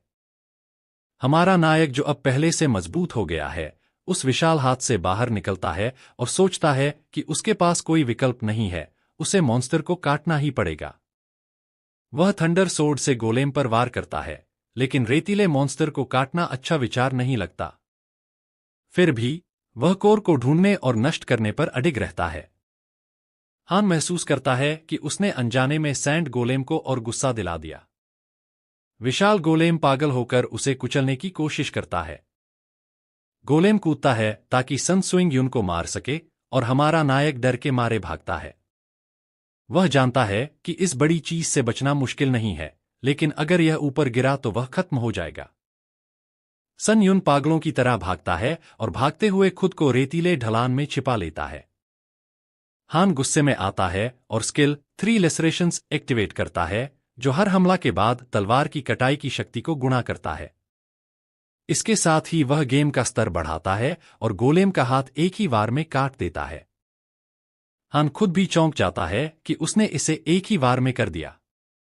वह याद करता है कि वह कितना परेशान था जब आर्मर्ड प्लेयर ने उसके ट्रायल में घुसपैठ की थी, लेकिन अब वह आभारी है क्योंकि उसे एक आइकॉनिक स्किल मिला। हालांकि सैंड गोलेम अपने हिस्सों को रेत से पुनर्जीवित कर सकता है, हान इसे काटते रहकर कोरस्टोन तक पहुंचने की योजना बनाता है। हान पूरी तरह पागल बन जाता है और लगातार मॉन्स्टर को काटता रहता है। भारी सांस लेते हुए वह रुकता है क्योंकि मॉन्स्टर लगातार पुनर्जीवित हो रहा है। वह परेशान है क्योंकि अब तक कोरस्टोन नहीं मिला। इसी समय उसकी आंखें खुलती हैं जब वह देखता है कि सैंड गोलेम का आकार 3 गुना छोटा हो गया है। हान सोचता है कि यह बड़ा फेला अब इतना प्यारा कैसे लगने लगा। गोलेम भी शर्माता है क्योंकि इसे पहली बार प्यारा कहा गया। यह पता चलता है कि जबकि रेत गोलेम के शरीर का मुख्य संसाधन है, यह लगातार उपयोग नहीं कर सकता, इसलिए अब इसका आकार छोटा है। सन युन के चेहरे पर एक शरारती मुस्कान फैलती है और वह गोलेम से कहता है कि उसके साथ डाइट पर चले। ट्रायल अब आसान हो जाता है और हान छलांग लगाता है, सैंड गोलेम को बिजली की तरह काट देता है। थोड़ी देर बाद वह गोलेम के पीछे कोरस्टोन को खोज लेता है और महसूस करता है कि शरीर काटना बहुत कठिन था। हान को लगता है कि कोर खोजने में उसे 10 मिनट लगे। चूंकि 7वीं मंजिल के ट्रायल का कुल समय 40 मिनट है, वह जल्दी करना चाहता है। अचानक गोलेम हान की ओर मुक्का फेंकता है, लेकिन हमारा लड़का आसानी से बच जाता है और सोचता है कि डाइट के बाद यह गोलेम और तेज हो गया है। उसे यह मजेदार लगता है और वह थोड़ी देर और सैंड गोलेम के साथ खेलना चाहता है, लेकिन उसके पास ज्यादा समय नहीं है। हान राक्षस की पीठ पर पहुंचता है और तलवार घुसाकर उसका कोरस्टोन तोड़ देता है, जो टुकड़ों में बिखर जाता है। इसी के साथ खिलाड़ी हान संग युन यह साबित कर देता है कि उसने अपने डर पर काबू पा लिया है और पहला ट्रायल खत्म हो जाता है। पहला ट्रायल खत्म होते ही वह तुरंत पोर्टल में खींच लिया जाता है और उसे सैंड गोलेम की आत्मा लेने का मौका भी नहीं मिलता। कोशिश करने के बाद भी हान मरे हुए गोलेम की आत्मा को सॉल्व नहीं कर पाता और उसे बहुत झुंझलाहट होती है। इसके बाद वह दूसरे ट्रायल एरिया में पहुंचता है और वहां अपनी समझदारी साबित करता है। वह जगह देखकर चौंक जाता है क्योंकि यह लेवल 2 के ट्रायल वाला ऑर्क गांव होता है। अब उसे पूरा यकीन हो जाता है कि ये पुराने ट्रायल की दोबारा बनाई गई जगह हैं। पूरा ऑर्क गांव आग में घिरा होता है और हान को ऑर्क हंटर दिखाई देते हैं। वह समझ जाता है कि पहले उसने पूरा गांव जला दिया था, उसी का नतीजा है। अपने लोगों की मौत देखकर ऑर्क हंटरों की आंखों में गुस्से की आग जल उठती है। बताया जाता है कि कभी-कभी राक्षसों में ऐसा पागलपन आ जाता है और ऐसा हुआ ऑर्क अब साधारण रैंक राक्षस नहीं रहता। बरसर्क ऑर्क हंटर बदला लेने के लिए हान पर टूट पड़ते हैं। हान बेरहमी से कहता है कि इन गंदे राक्षसों को दुखी होने का कोई हक नहीं है, कम से कम उसके सामने तो बिल्कुल नहीं। वह स्किल इंस्टेंट एक्सेलरेशन और अल्टीमेट ट्रायड एक्टिव करता है। इसके बाद एक तरफा कत्लेआम शुरू हो जाता है और वह बरसर्क ऑर्क हंटरों को काट डालता है। आखिरी ऑर्क उसके सामने घुटनों पर गिर जाता है और अपनी जान की भीख मांगता है। हान आगे बढ़ता है और उसे वही बेबसी महसूस होती है जब कोई पूरी तरह कमजोर हो जाता है और उसका परिवार मारा जा चुका हो। तभी वह ऑर्क पागल होकर हमला करता है, लेकिन हान बचते हुए एक ही वार में उसका सिर काट देता है। इस तरह दूसरा ट्रायल भी पूरा हो जाता है। पहले ट्रायल में आत्मा न ले पाने का पछतावा याद करके हान इस बार एक पल भी बर्बाद नहीं करता और मरे हुए ऑर्क की आत्माएं सौंप कर लेता है। इस बार वह सभी ऑर्क हंटरों की आत्माएं ले लेता है और उसकी स्किल प्रोफिशिएंसी 6% बढ़ जाती है। हंटर स्टाइल डैगर स्किल 100% पूरी होकर रैंक में चली जाती है और इंस्टेंट एक्सेलरेशन भी रैंक हो जाती है। कुछ ही देर बाद वह तीसरे ट्रायल एरिया में पहुंचता है, जहां उसे यह साबित करना है कि उसने हर झिझक छोड़ दी है। हाफते हुए वह सोचता है कि यह लेवल उसे सांस लेने का भी समय नहीं दे रहा। लेकिन इस बार जगह उसे हैरान कर देती है। यह वही जगह होती है जो छठे ट्रायल की ऑक्यूपेशन वाली थी। उसे लगता है कि पहले 2 ट्रायल पुराने ट्रायल की नकल थे, तो तीसरा भी वैसा ही होगा, लेकिन लेआउट थोड़ा अलग होता है। वह खुद को कोसता है कि उसने टावर से समझदारी की उम्मीद क्यों की। वह इन्वेंटरी खोलकर पोशन ऑफ लाइफ पीता है, जिससे उसकी स्टैमिना और मैजिक पावर 20% बढ़ जाती है। ऊर्जा लौटते ही वह खाली बोतल पानी में फेंक देता है, यह सोचकर कि यहां किसी को फर्क नहीं पड़ता। तभी पानी बेकाबू होकर उफनने लगता है और हान रुक जाता है। उसे समझ आता है कि कचरा फैलाने पर भी यहां सजा मिलती है। वह तुरंत इंस्टेंट एक्सेलरेशन चालू करके तेजी से दौड़ता है। उसे लगता है कि इस ट्रायल में लाल ऑक्यूपेशन टाइल तक पहुंचना ही जीत है और तब तक उसे बस पानी से बचना है। लेकिन ज्यादा भरोसा उसकी गलती बन जाता है। पानी जमीन से फटकर निकलता है और उसे लड़खड़ा देता है। सिस्टम बताता है कि वह पानी के ट्रायल से प्रभावित हुआ है और उसकी सारी स्टैट्स घट जाती हैं। हान खुद को याद दिलाता है कि टावर कभी भी आम समझदारी पर नहीं चलता। वह फिर से इंस्टेंट एक्सेलरेशन का इस्तेमाल करके पानी के बीच तैरती टाइलों पर छलांग लगाता है। थोड़ी दूर उसे लाल टाइल दिख जाती है और वह राहत महसूस करता है। लेकिन तभी पानी की तेज लहर पीछे से आकर उसे भिगो देती है और उसकी योजना टूट जाती है। उसी पल रॉट आयरन पेंडेंट की खास शक्ति एक्टिव होती है और उसे होने वाला 10% नुकसान सॉल्व हो जाता है। काली आभा निकलती है और मरे हुए ऑर्क की आत्माएं उसकी रक्षा करती हैं। हान मौका देखकर छलांग लगाता है और लाल टाइल की ओर दौड़ता है। लेकिन किस्मत फिर साथ नहीं देती। इंस्टेंट एक्सेलरेशन का समय खत्म हो जाता है और उसकी सारी मैजिक पावर खत्म हो जाती है। अब वह बुरी तरह फंस जाता है, क्योंकि अगर उसकी रफ्तार रुकी तो यहीं उसकी मौत तय है। उसी पल सुनुंग युन तुरंत एक ऑर्क की आत्मा सौंप करता है, जिससे उसकी मैजिक एनर्जी वापस भर जाती है और वह महसूस करता है कि उसकी ताकत लौट रही है। अब लाल टाइल बस 1 इंच दूर होती है, लेकिन किस्मत फिर खेल करती है और पानी की तेज धारा उस पर टूट पड़ती है। इस बार वह पीछे नहीं हटता, क्योंकि वह इससे पूरी तरह तंग आ चुका होता है और पानी को चीरते हुए आगे बढ़ता है। फिर छलांग लगाकर उस बहते पानी को पार करता है, लेकिन वह सीधे हवा में उछल जाता है और लाल टाइल के ऊपर जा गिरता है। वह डर से जोर से चिल्लाता है, क्योंकि गिरावट बहुत खतरनाक होती है। लेकिन वह लाल टाइल पर गिरता है और सोल शील्ड की वजह से उसकी जान बच जाती है। वह पानी की धारा को घूरता है, क्योंकि वह लगभग मर ही गया था। आखिरकार यह नर्क जैसा ट्रायल खत्म हो जाता है और वह तीसरा ट्रायल पूरा कर लेता है।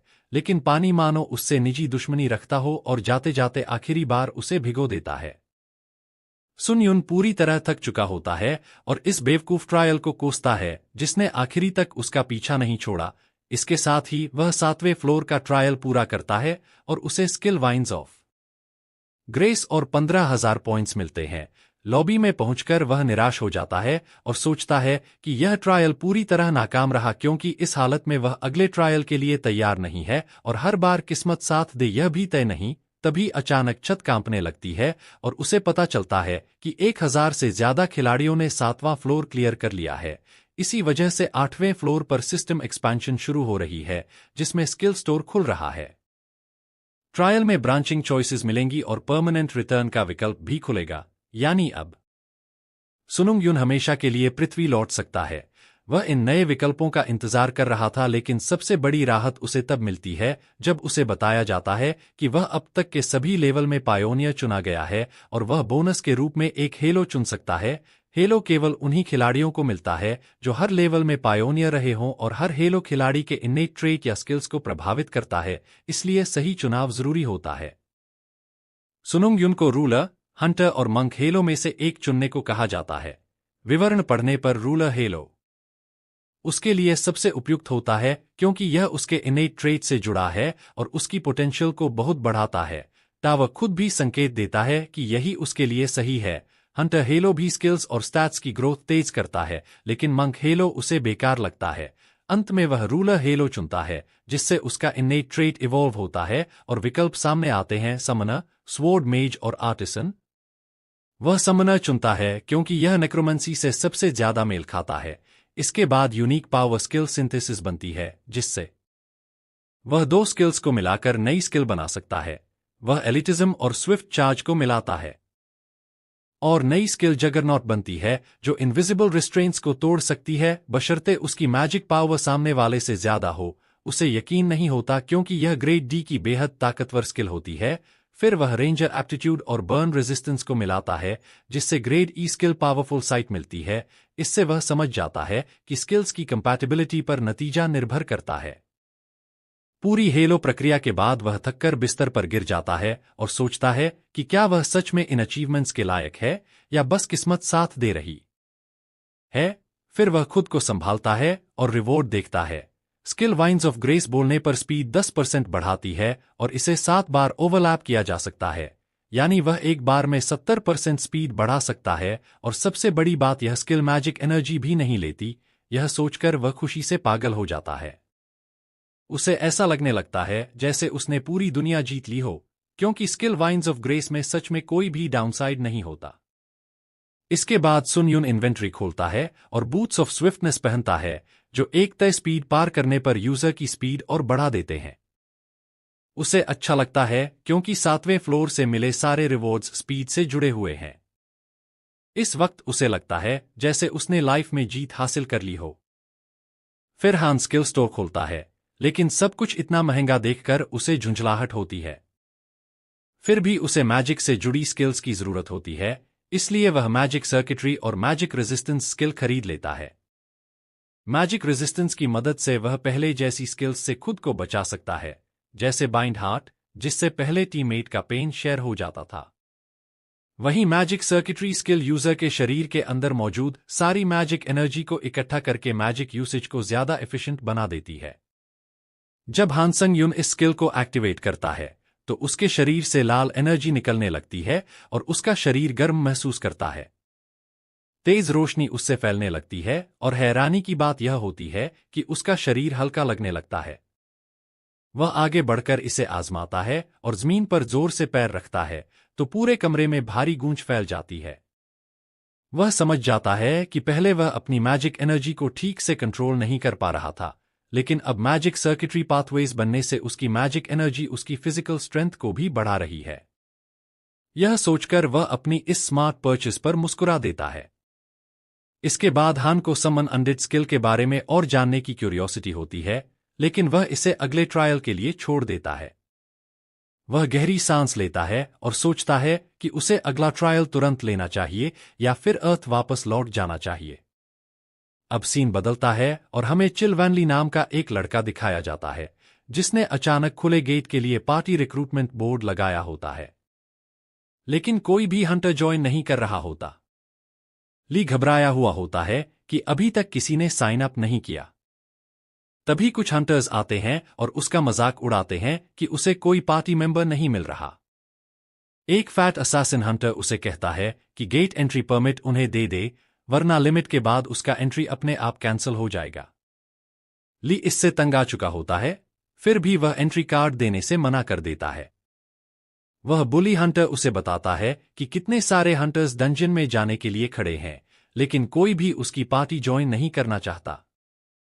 फिर वह उसे रियलिटी चेक देता है कि वह ग्रेडी हंटर है, इसलिए कोई भी उसके जैसे लो लेवल हंटर के साथ पार्टी नहीं बनाएगा। बाकी हंटर्स भी उसका मजाक उड़ाते हैं और सहमति में सिर हिलाते हैं। अचानक कोई पूछता है कि क्या वह अब भी पार्टी मेंबर्स ढूंढ रहा है। वह कोई और नहीं बल्कि हमारा लड़का हंस सेंग यू, एक ग्रेड सी हंटर होता है। वह ली से पूछता है कि क्या वह ज्वाइन कर सकता है, और ली खुशी से हाँ कह देता है।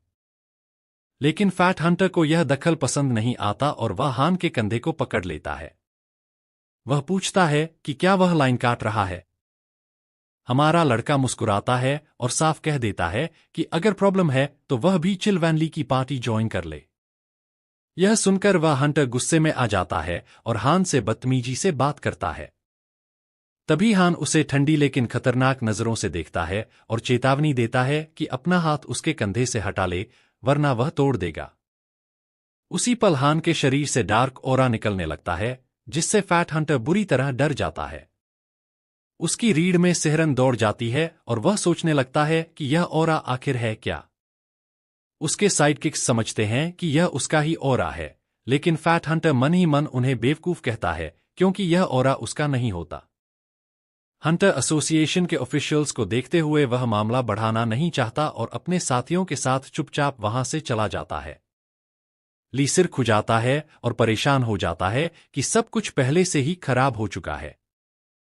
तभी हान ली को बुलाता है और कहता है कि जब कोई और ज्वाइन नहीं कर रहा तो क्यों न वे दोनों ही डंजन में चले जाए। ली हैरानी से पूछता है कि क्या वह सच में सिर्फ 2 लोगों के साथ डंजन में जाने की बात कर रहा है।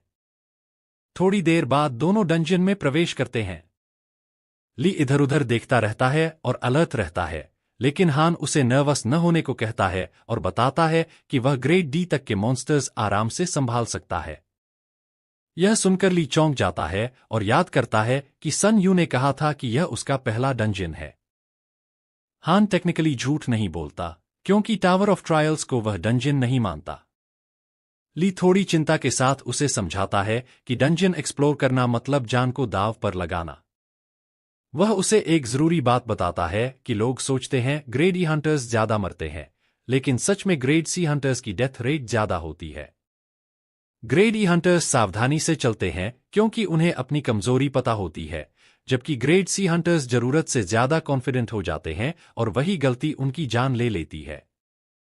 ली साफ कहता है कि डंजन जितना लगता है उससे कहीं ज्यादा खतरनाक होता है और सन यू का कॉन्फिडेंस उसे और ज्यादा चिंता में डाल रहा है। आखिर में ली लीडर बनने की जिम्मेदारी लेता है। भले ही वह लो ग्रेड हंटर हो, लेकिन उसके पास काफी एक्सपीरियंस होता है। हान को यह पूरी तरह पसंद नहीं आता क्योंकि वह खुद आगे से लीड करना चाहता है, फिर भी वह मान जाता है और ली को आगे चलने देता है। वे दोनों अंदर बढ़ते हैं और थोड़ी देर बाद एक लिजर्ड मैन मॉन्स्टर से सामना होता है। ली टेंस हो जाता है क्योंकि लिजर्ड मैन हथियार चलाने में माहिर होता है और यह लड़ाई आसान नहीं होने वाली होती है। चान मॉन्स्टर का ध्यान भटकाने का प्लान बनाता है और हा को बोलता है कि जैसे ही वह सिग्नल दे वह मॉन्स्टर के वीक पॉइंट पर अटैक करे। हमारा लड़का सिर हिलाता है और सोचता है कि पहले देख लेते हैं कि एक एक्सपीरियंस्ड हंटर असल में कैसे लड़ता है। इतने में लिजर्ड मैन उछलकर ली पर हमला करता है। सबको लगता है कि अब ली काउंटर करेगा, लेकिन वह तलवार को इधर उधर घुमाने लगता है, जैसे किसी बिल्ली को भगाने की कोशिश कर रहा हो। दूर खड़ा हा हैरान रह जाता है क्योंकि वह देखता है कि ली सच में मॉन्स्टर को डरा रहा है। लेकिन हा के पास समय नहीं होता क्योंकि उसने टेम्पररी रिटर्न लिया है और उसके पास अर्थ पर सिर्फ 3 दिन है। वह इतना समय डंजन की शुरुआत में एक ही लिजर्ड मैन पर बर्बाद नहीं कर सकता। तभी हंसुंग यू आगे बढ़ता है और ली की मदद करने का फैसला करता है। ली चिल्लाता है कि ऐसे सीधे चार्ज करेगा तो उसे चोट लग जाएगी, लेकिन हमारा लड़का इंस्टेंट एक्सेलरेशन स्किल यूज करता है और रॉकेट की तरह आगे बढ़ जाता है। पल भर में वह लिजर्ड मैन को काट देता है और खून चारों तरफ फैल जाता है। ली का मुंह खुला रह जाता है। हा कैजुअली पोज बनाता है और मन ही मन सोचता है कि वह बस जल्दी में था, उम्मीद है ली समझ जाएगा। यह देखकर ली सिर हिलाता है और उसे कोई प्रॉब्लम नहीं होती। हा फिर एक और सजेशन देता है और ली तुरंत मान जाता है, जैसे अब हा ही बॉस हो। इस पॉइंट के बाद हा खुद लीड लेने का फैसला करता है। तभी कई सारे लिजर्डमैन बाहर निकलने लगते हैं और हमारा लड़का आराम से उन्हें काटता चला जाता है, जैसे यह कोई मुश्किल काम ही न हो। ली पूरी तरह शॉक में होता है। उसे लगता है कि यह लड़ाई नहीं बल्कि एक तरफा मासकर है। वह सोचने लगता है कि अगर यह बात बाहर गई तो पूरा हंटर इंडस्ट्री हिल जाएगा। इस बीच मरे हुए मॉन्स्टर्स से क्रिस्टल्स निकालता है। ये मैजिक क्रिस्टल्स होते हैं जिन्हें मेटलर्जी या अल्केमी में यूज किया जा सकता है। वह काफी क्रिस्टल्स निकालकर ली के बैग में रख देता है। शील वैन ली शर्मिंदगी से माफी मांगता है और कहता है कि काश वह सिर्फ सामान ढोने से ज्यादा मदद कर पाता। वह यह भी कह देता है कि अगर रिवॉर्ड का बड़ा हिस्सा ले ले तो भी उसे कोई शिकायत नहीं होगी। तभी अचानक एक लिजर्डमैन पीछे से हमला करता है। जैसे ही वह तलवार से वार करने वाला होता है, आसानी से बच जाता है और ब्रूट फोर्स से उसे ऊपर उछाल देता है। मॉन्स्टर दीवार से टकराकर चकनाचूर हो जाता है और पत्थर तक गिरने लगते हैं। हाली से कहता है कि रिवॉर्ड की बात बाहर निकलकर करेंगे, वरना फोकस हटेगा और डेंजर बढ़ जाएगा। वह प्रॉमिस करता है कि वह ली को जितना हो सके सेफ रखेगा। इसके बाद मरे हुए लिजर्डमैन की सोल्स अब्सॉर्ब करता है और सस्पिशियस न लगे इसलिए जम्हाई लेने का नाटक करता है। सोल्स अब्सॉर्ब होने के बाद प्रोफिशिएंसी सिर्फ 0.7% बढ़ती है, जिससे खुश नहीं होता। उसे लगता है कि अब ग्रेट डी मॉन्स्टर्स से ज्यादा फायदा नहीं मिलेगा।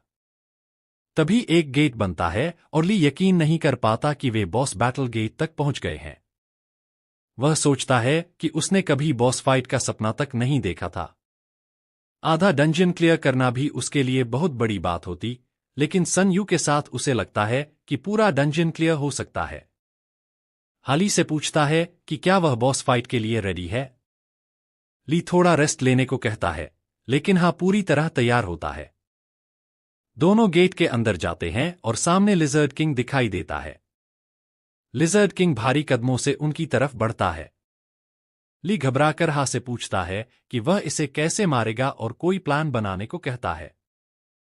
लेकिन शांति से बोलता है कि उसके पास कोई खास प्लान नहीं है। यही वह कॉन्फिडेंस है जिसके बारे में ली पहले वॉर्न कर रहा था। लिजर्ड किंग अपने साइज के हिसाब से बहुत तेज होता है, लेकिन उसकी स्पीड को आराम से मैच कर लेता है। लिजर्ड किंग हमला करता है और उड़कर जमीन पर जा गिरता है। ली को लगता है कि शायद वह मर गया, लेकिन तुरंत उठ खड़ा होता है। वह सोचता है कि नए स्किल्स टेस्ट करने के लिए फाइट का मुश्किल होना जरूरी है। तभी लिजर्ड किंग के शरीर से पर्पल लाइट निकलती है और स्लो मूवमेंट स्किल एक्टिवेट हो जाती है, जिससे की मूवमेंट्स 25% स्लो होने लगती हैं। लेकिन उससे पहले forceful breakthrough skill use करता है। उसकी मैजिक पावर एनिमी से ज्यादा होने की वजह से स्लोनेस का इफेक्ट पूरी तरह कैंसिल हो जाता है। लेकिन ली उस स्किल से अफेक्ट हो जाता है और मदद के लिए चिल्लाता है। लिजर्ड किंग को छोड़कर ली की तरफ कूदता है। समझ जाता है कि वह समय पर नहीं पहुंच पाएगा, इसलिए वह summon the dead skill use करता है। कई स्केल्टन्स सामने आते हैं, लेकिन लिजर्ड किंग उन्हें तुरंत तोड़ देता है। उसी एक सेकंड में vines of grace skill activate करता है, जिससे उसकी स्पीड 60% बढ़ जाती है। वह लाइटनिंग की तरह पहुंचता है, ली को बचाता है और एक ही वार में लिजर्ड किंग की गर्दन काट देता है। लिजर्ड किंग की सोल अब्सॉर्ब होते ही के स्टैट्स तेजी से बढ़ते हैं। उसकी स्ट्रेंथ, एजिलिटी, स्टैमिना और ड्यूरेबिलिटी बढ़ जाती है। साथ ही वह लिजर्ड किंग की स्किल स्पिरिचुअल आइज भी अब्सॉर्ब कर लेता है। दूसरी तरफ डंजन के बाहर हंटर एसोसिएशन का gate management team leader Shin W Jin boredom में जम्हाई ले रहा होता है। वह अपने सबॉर्डिनेट से पूछता है कि कुछ खास हुआ क्या, लेकिन उसे मना कर दिया जाता है। डब्ल्यू जिन सोच में पड़ जाता है, क्योंकि उसे पता है कि जब एडवांस्ड हंटर पार्टी आएगी तो बॉस पहले ही मारा जा चुका होगा और उसकी टीम को कोई कमीशन नहीं मिलेगा। यह सोचकर उसके अंदर गुस्सा भर जाता है। उसे रेड टीम से जलन होने लगती है। उसे याद आता है कि अगर एडवांस टीम एक ही बार में गेट क्लियर कर दे तो उसकी मैनेजमेंट टीम को बोनस मिलेगा। लेकिन उसे यह भी पता है कि ऐसा तभी पॉसिबल है जब टीम में कोई ए रैंक हंटर हो। वह यही सोच रहा होता है कि तभी गेट से अपने टीममेट के साथ बाहर आता है और अनाउंसमेंट होती है कि तीसरी गेट की एडवांस पार्टी रेड पूरा करके बाहर आ चुकी है। डब्ल्यू जिन को यह अजीब लगता है कि रेड इतनी जल्दी खत्म कैसे हो गया। लेकिन जब वह देखता है कि सिर्फ 2 लोग बाहर आए हैं, तो वह मान लेता है कि शायद आधा रेड करके ही लौट आए होंगे। लेकिन तभी गेट का रंग ग्रे हो जाता है, जो यह बताता है कि बॉस रूम भी क्लियर हो चुका है। यह देखकर शिन डब्ल्यू जिन को यकीन नहीं होता और वह तुरंत सेंग यू के सामने पहुंच जाता है। वह अपना परिचय देता है और बताता है कि वह पार्क में निकली अर्जेंट गेट्स का इंचार्ज है। इतने में ली चेलवान बीच में बोल पड़ता है और पूछता है कि क्या वह गेट की ओनरशिप खरीदने आया है। ली की बात से सहमत होकर शिन दोनों को ऑफर देने का फैसला करता है, लेकिन चेलवान पीछे हट जाता है और कहता है कि यह फैसला वह नहीं ले सकता क्योंकि डंजियन पूरा हाने अकेले क्लियर किया है। यह सुनकर टीम लीडर कुछ पल के लिए चुप हो जाता है और सोचता है कि अगर किसी ने अकेले डंजियन क्लियर किया है तो वह जरूर ए रैंक होगा। लेकिन हा बीच में रोककर बताता है कि वह सी रैंक है। वह कहता है कि रैंक इंपॉर्टेंट नहीं है और सीधे मुद्दे पर आता है, पूछता है कि गेट की ओनरशिप के लिए डब्ल्यू जिन कितना देगा। टीम लीडर हिसाब लगाता है और बताता है कि मैनेजमेंट टीम 1.2 बिलियन वॉन देने को तैयार है। यह सुनकर सन यू पूरी तरह शॉक में आ जाता है। दूसरी तरफ लिहा थकी हुई हालत में किताबों और पेपर्स का ढेर जमीन पर रखती है। टावर से लौटते ही उसे लगातार काम करना पड़ा था। तभी उसका फोन बजता है और वह सोचती है कि इतनी देर रात कौन कॉल कर रहा होगा। फोन देखते ही वह चौंक जाती है। टावर ऑफ ट्रायल्स के चैलेंजर्स की मैनेजमेंट टीम की ली को यकीन हो जाता है कि यह सब एक बड़ा बदलाव लाने वाला है। उसे याद आता है कि हायर अप्स ने इस चीज को कितना बड़ा मुद्दा बना दिया था। उसे पहले लगता था कि चैलेंजर्स को जीतना आसान होगा, लेकिन वह मुश्किल से 10 लोग भी इजी डिफिकल्टी के लिए मना पाई थी। उसे चिंता होती है, लेकिन फिर उसे टावर में मिला वह लड़का याद आता है जो इतना स्ट्रांग था कि अकेले 4th फ्लोर क्लियर कर सकता था। वह सोचती है कि काश उसने पहले ही हनुंग यू को ऑफर दे दी होती। तभी उसका फोन फिर बजता है और इस बार मैसेज हनुंग यू का होता है, जिसमें वह उसे मिलने के लिए कहता है। इधर सन यू एक रेस्टोरेंट में बैठा होता है और अब भी यकीन नहीं कर पा रहा होता कि उसने 1.3 बिलियन वॉन कमा लिए हैं। उसे यह सब अनरियल लगता है। तभी लिहा हाफते हुए रेस्टोरेंट में दाखिल होती है। उसे देखते ही सन यू उसे आवाज देता है। उसकी हालत देखकर सन यू पूछता है कि क्या वह दौड़कर आई है और कहता है कि वह आराम से भी आ सकती थी। लिहा गुस्से में उससे पूछती है कि क्या उसे पता है उसने रिप्लाई के लिए कितना इंतजार किया। सन यू ऑकवर्ड होकर माफी मांगता है और कहता है कि उसे इन बातों में ज्यादा इंटरेस्ट नहीं है। लिहा कहती है कि कॉम्पेंसेशन के तौर पर उसे कॉफी और चीज केक ट्रीट करनी पड़ेगी। हा घबराते हुए मान जाता है। लिहा पूछती है कि क्या उसने टावर क्लाइंब करना छोड़ दिया है।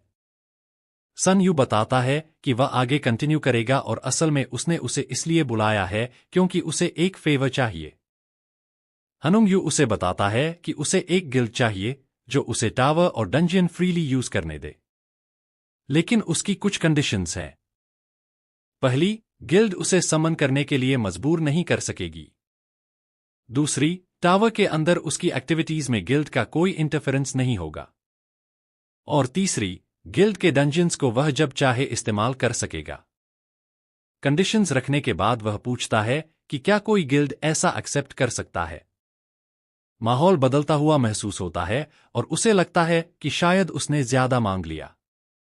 लिहा कहती है कि गिल्ड के नजरिए से देखें तो ये कंडीशंस इम्पॉसिबल हैं, क्योंकि गिल्ड को इसमें कोई फायदा नहीं दिखता।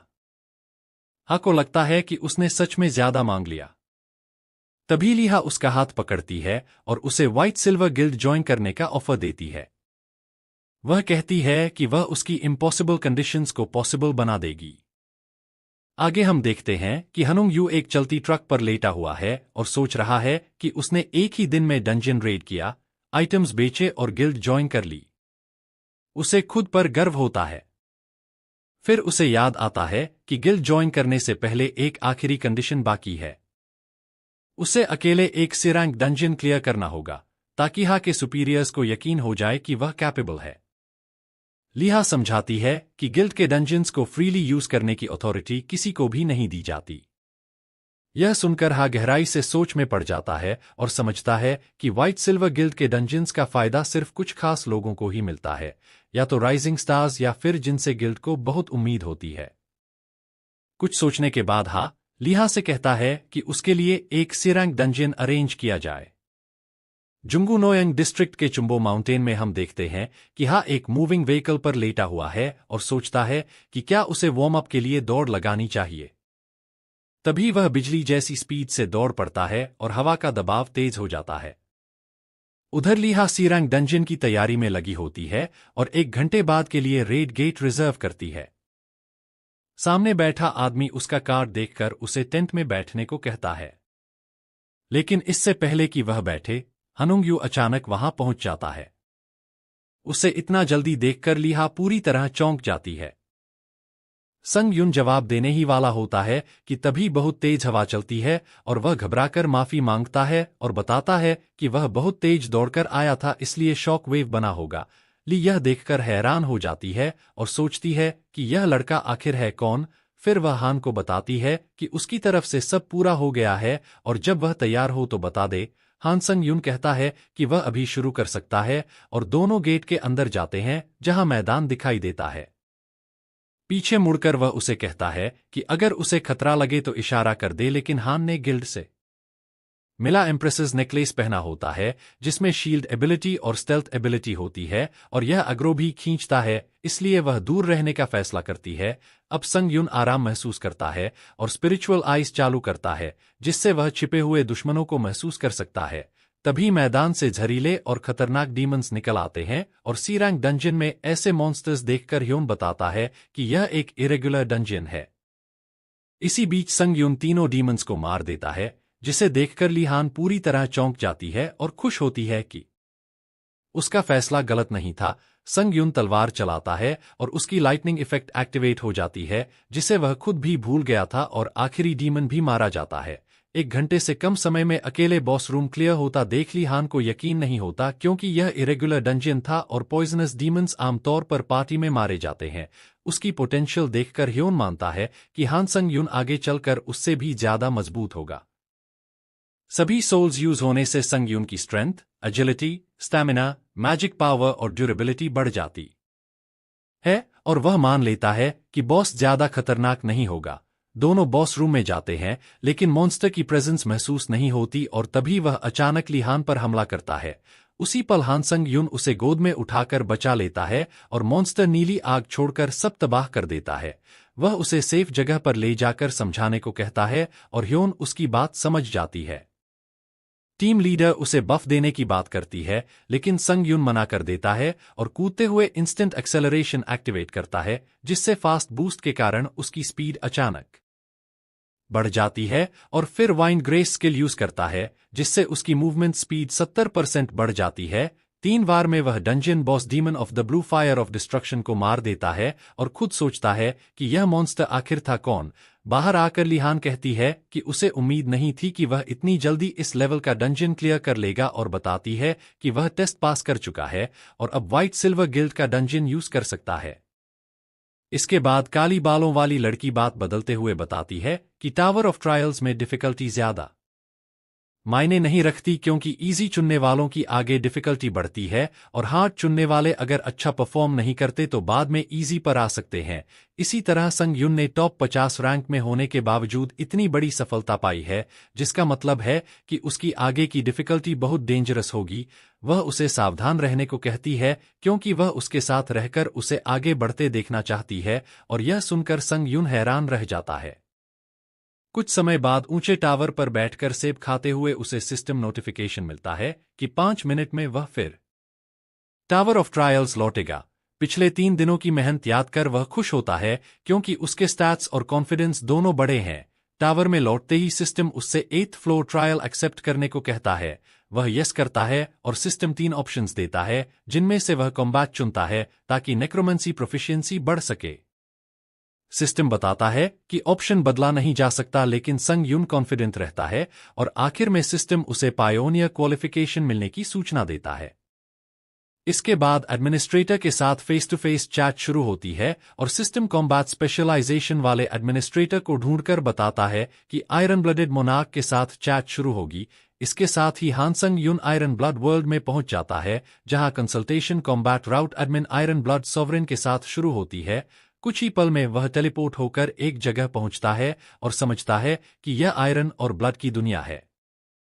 चीजों को समझने के लिए वह आइज ऑफ ट्रूथ एक्टिवेट करता है और पता चलता है कि यह आयरन ब्लड सॉवरेन का सीक्रेट अबोर्ड है। वह इस स्किल की यूजफुलनेस पर मुस्कुराता है, लेकिन एडमिनिस्ट्रेटर को यह प्रोबिंग पसंद नहीं आती और तभी हान समझ जाता है कि एडमिन सीधे मैसेजेस के जरिए उससे बात कर रही है। अचानक बर्फ के ढेर से एक तलवार उठती है और एडमिन उसे कहती है कि बेकार की हरकतें छोड़े और तलवार का पीछा करे। तलवार रास्ता दिखाती है और काफी दूर जाकर एक घर के सामने रुकती है। हान दरवाजा खोलता है और सामने आयरन ब्लड सॉवरेन खड़ी होती है, जो एक सफेद बालों वाली औरत निकलती है, जिसे देखकर हान हैरान रह जाता है। एडमिन पायोनियर को ग्रीट करती है और बताती है कि उसे हान को एडवाइस करने की जिम्मेदारी दी गई है। पहली नजर में हान उसे किसी क्यूट फॉरेन इन्फ्लुएंसर समझ लेता है, लेकिन फिर याद आता है कि यह टावर ऑफ ट्रायल्स की एडमिन है। तभी वह अचानक उसके बहुत पास आ जाती है और आंखों में आंखें डालकर देखती है, जिससे हान थोड़ा घबरा जाता है। एडमिन एक बोतल उठाती है और सोचती है कि कोई सैवेज चैलेंजर आएगा, लेकिन हान को देखकर हैरान होती है क्योंकि वह बिल्कुल नॉर्मल लगता है। हान पूछता है कि क्या वह उसे जानती है, तो एडमिन लेवल 4 ट्रायल में उसके परफॉर्मेंस की तारीफ करती है। ड्रिंक डालते हुए हान पूछता है कि क्या वह उसके सारे ट्रायल्स देखती रही है, तो एडमिन बताती है कि एडमिन्स लेवल 8 से नीचे के ट्रायल्स डायरेक्टली नहीं देख सकते और सिर्फ लेडर बोर्ड से देखते हैं। यह सुनकर हान चौंक जाता है और एडमिन समझ जाती है कि वह गलतफहमी में है। वह साफ करती है कि एडमिनिस्ट्रेटर्स न तो गॉड्स हैं और न ही टावर के एब्सोल्यूट रूलर्स, बल्कि टावर के सर्वेंट्स हैं और वह उसे कोई नुकसान नहीं पहुंचा सकती। इसके बाद एडमिन बताती है कि यह कंसल्टेशन पायोनियर्स के लिए एक रिवॉर्ड है और वह कुछ भी पूछ सकता है। हान महसूस करता है कि इसमें कोई हॉस्टाइल इंटेंट नहीं है और पूछता है कि यह कंसल्टेशन असल में है क्या। एडमिन बताती है कि यह पायोनियर्स की क्यूरियोसिटी सैटिस्फाई करने के लिए है। फिर हान लेवल 5 ट्रायल की बात करता है, जहां एक दूसरे वर्ल्ड का इन्वेडर उसे मारने वाला था और पूछता है कि वह उसी को क्यों टारगेट किया। एडमिन बताती है कि दूसरे वर्ल्ड के ट्रायल में इन्वेड करने पर इन्वेडर रिवॉर्ड चुरा सकता है और ज्यादा बड़ा रिवॉर्ड पा सकता है, और ऐसे इन्वेडर्स उन वर्ल्ड्स से आते हैं जहां टावर सालों से मौजूद है। साथ ही एक दिन अलग अलग वर्ल्ड्स के टावर्स मर्ज भी होंगे। लेवल 20 के बाद ट्रायल्स ज्यादातर ग्रुप में होते हैं और जल्द ही हान का सामना दूसरे वर्ल्ड्स के चैलेंजर्स से होगा। यह सुनकर हान समझ जाता है कि इन्वेडर्स फ्यूचर कॉम्पिटिटर्स को पहले ही हटाना चाहते हैं। एडमिन मान लेती है कि उसकी क्यूरियोसिटी खत्म हो गई है, लेकिन हान आखिरी सवाल पूछता है कि टावर ऑफ ट्रायल्स असल में है क्या। यह सवाल एडमिन को भी कुछ देर चुप कर देता है और वह कहती है कि वह खुद भी इसका जवाब जानना चाहती है। तब वह सच बताती है कि एडमिनिस्ट्रेटर्स पहले चैलेंजर्स हुआ करते थे और जो चैलेंजर्स लेवल 40 के बाद मर जाते हैं, उन्हें एडमिन बनने का मौका मिलता है। वह बताती है कि उसने भी टावर के टॉप तक पहुंचने का सपना देखा था, लेकिन असफल रही और सारे एडमिन्स ऐसे ही चैलेंजर्स हैं जो टॉप तक नहीं पहुंच पाए। यह सुनकर हान गुस्से में मुट्ठी भींच लेता है, क्योंकि उसे लगा था कि एडमिन उसे टावर के एंड का सच बताएगी। उसकी रिएक्शन से एडमिन नाराज हो जाती है और उसे दीवार से पटकते हुए चेतावनी देती है कि टावर के एंड को हल्के में नहीं लिया जा सकता। हान का चेहरा बिल्कुल काम रहता है और एडमिन पूछती है कि क्या उसे डर नहीं लग रहा, जिस पर हान कहता है कि यह कंसल्टेशन उसका पर्सनल रिवॉर्ड है। इसके अलावा उसे उसके अंदर से कोई ब्लथर्स्ट महसूस नहीं हुआ। तभी सुनन यू अपनी ताकत से दीवार तोड़ देता है और उस अबोर्ड से बाहर निकल आता है। साफ दिखा देता है कि वह इतनी आसानी से उसे मारने नहीं देगा। एडमिन ये देखकर हैरान रह जाती है और हंसने लगती है, क्योंकि इतने समय में उसने कभी कोई ऐसा चैलेंजर नहीं देखा जिसने उसका अबोर्ड ही तोड़ दिया हो। फिर भी वह मानती है कि हा की बहादुरी उस पर भरोसा जगाती है और वह उसे मेंटरशिप का कॉन्ट्रैक्ट ऑफर करती है। अचानक हुए इस कन्फेशन से हा पूरी तरह चौंक जाता है। इसके बाद हा 8वें फ्लोर की लॉबी में वापस आता है और तुरंत कॉन्ट्रैक्टर स्टोर खोलता है। वह कॉन्ट्रैक्ट को देखता है और समझ जाता है कि ये सपना नहीं था। सच में उसके पास एक एडमिन मेंटोर है। उसे एडमिन की वो बात याद आती है कि वह स्किल और ग्रिट वाले चैलेंजर्स को कभी छोड़ती नहीं है। फिर उससे मेंटरशिप कॉन्ट्रैक्ट साइन करने को कहा जाता है और हाँ यस पर टैप कर देता है। अब हमारे लड़के को कॉन्ट्रैक्टर स्टोर का एक्सेस मिल जाता है और स्पेशल पॉइंट्स इस्तेमाल करने की अनुमति भी। स्पेशल कॉन्ट्रैक्टर रिवॉर्ड के रूप में उसके सारे स्टैट्स एक एक बढ़ जाते हैं। एडमिन उनके साथ बिताए समय को एंजॉय करती है और फिर से पायोनिया से मिलने की इच्छा जताती है। इसके बाद स्टोर में पावर्स कैटेगरी खोलता है और उसे 3 पावर्स की लिस्ट दिखती है। वह सोचता है कि क्या ये पावर्स लेवल 8 से मिली यूनिक पावर से अलग हैं। लेकिन जब वह बाकी पेजेस चेक करता है तो उसे एक्सेस नहीं मिलता। उसे लेवल 10 लॉबी से एक्सेस मिलेगा, यानी फिलहाल सन यू सिर्फ ये 3 पावर्स ही देख सकता है। पहली पावर है आयरन स्पिरिट, जो एक ए ग्रेड स्किल है और सभी वेपन स्किल्स की प्रोफिशिएंसी ग्रोथ रेट को 2.32 तक बढ़ा देती है। दूसरी पावर है लॉर्ड ऑफ विंटर, जो ठंडे एनवायरनमेंट में टेम्परेरीली स्टैट्स बढ़ाती है। तीसरी पावर है क्लियर हेडेड, जो हर हालत में यूजर को रैशनल डिसीजंस लेने की एबिलिटी देती है। को इनमें कुछ खास नहीं लगता और वह सोचता है कि अभी उसे बस ज्यादा एसपी इकट्ठा करना चाहिए। फिर भी वह क्लियर हेडेड पावर खरीदने का फैसला करता है, क्योंकि ये पावर उसे सबसे बुरे समय में भी साफ दिमाग से सोचने में मदद करेगी। उसे उम्मीद है कि ये पावर अपने नाम पर खरी उतरे और इंतजार करने से बेहतर है कि वह अपनी सर्वाइवल चांस थोड़ा सा ही सही बढ़ा ले। आखिर कौन जानता है, उसे फिर कोई इन्वेडर ट्रायल मिल जाए। इसके बाद 8वें ट्रायल के लिए आगे बढ़ता है, जिसका सब्जेक्ट है एराडिकेशन। ट्रायल का ऑब्जेक्टिव है उस लिच को हराना जो स्केल्टन्स को समन कर रहा है। ट्रायल में एंटर करते ही हैरान रह जाता है, क्योंकि वह खुद को एक क्लिफ पर खड़ा पाता है और उसके सामने अनगिनत स्केल्टन्स होते हैं। वह समझ जाता है कि स्केल्टन्स की संख्या उससे कहीं ज्यादा है, लेकिन इसका उस पर खास असर नहीं पड़ता क्योंकि वह सबको खत्म करने के लिए तैयार है। सीधे स्केल्टन्स के समंदर में कूद पड़ता है और उसे राहत मिलती है जब उसे पता चलता है कि ये स्केल्टन्स उसके आर्मोर को जरा भी नुकसान नहीं पहुंचा पा रहे। फिर शुरू होता है स्केल्टन्स का मासकर, जहां सुनंग उनके सिर काटता है और उनकी हड्डियां चारों तरफ बिखर जाती हैं। स्केल्टन्स को काटते हुए सोचता है कि उसे हराने के लिए इससे कहीं ज्यादा ताकतवर दुश्मन चाहिए होंगे। लेकिन वह निराश हो जाता है जब देखता है कि एक स्केल्टन मारने पर उसकी स्किल प्रोफिशिएंसी सिर्फ 0.08 ही बढ़ रही है। काफी देर तक लड़ने के बाद उसे यकीन हो जाता है कि इस ट्रायल में उसकी स्किल्स ज्यादा नहीं बढ़ेंगी, इसलिए वह बस इसे जल्दी खत्म करना चाहता है। तभी अचानक एक आवाज गूंजती है जो पूछती है कि उसके सैंक्चुअरी में तबाही मचाने की हिम्मत किसने की। महसूस करता है कि आवाज दूर से आ रही है और वह अपने पास मौजूद अनडेड स्केल्टन सोल्जर्स को समन करता है, जो बचे हुए स्केल्टन्स को साफ कर देते हैं। खुद भी हैरान रह जाता है और सोचता है कि स्केल्टन सोल्जर्स भले ही कमजोर दुश्मन हो, लेकिन साथ में हो तो काफी काम के हैं। वह उन्हें वहीं छोड़ देता है और बॉस को संभालने निकल पड़ता है। ऊपर छलांग लगाता है और wind of grace skill activate करता है, जिससे उसकी स्पीड 60% तक बढ़ जाती है और साथ ही वह मैजिक बूट्स की स्पीड का भी इस्तेमाल करता है। इतने सारे स्पीड बूस्ट्स के साथ वह बेहद तेज रफ्तार से उड़ता है। सामने कैसल दिखते ही उसे स्केल्टन बॉस की लोकेशन समझ आ जाती है। स्केल्टन किंग के सामने पहुंचता है, जो उसे मौत जैसी नजर से घूरता है और एक मामूली इंसान की इतनी हिम्मत देखकर गुस्से से भर जाता है कि उसने उसके पवित्र सैंक्चुअरी में घुसने की जुर्रत की। स्केल्टन किंग अपनी बुक खोलता है और स्पेल्स कास्ट करने लगता है ताकि सन यू को उसकी बदतमीजी की भारी कीमत चुकानी पड़े। तभी जायंट टाइटन्स सामने आते हैं और नोटिस करता है कि ये मॉन्स्टर्स सैंड गोलुम जितने ताकतवर हैं। स्केल्टन किंग सोचता है कि अब डर से कांप जाएगा, लेकिन उल्टा घमंड दिखाता है और किंग को उकसाते हुए पूछता है कि क्या उसके पास इससे ज्यादा ताकतवर कुछ नहीं है। वह कहता है कि अगर बस इतना ही है तो उसे निराशा होगी। वह विलन की तरह मुस्कुराता है और अपनी डैगर निकालता है। स्केल्टन किंग अपमान से आगबूला हो जाता है और सन यू को बेवकूफ इंसान कहता है, यह दावा करते हुए कि उसके वफादार गार्डियंस उसके मुंह के टुकड़े टुकड़े कर देंगे।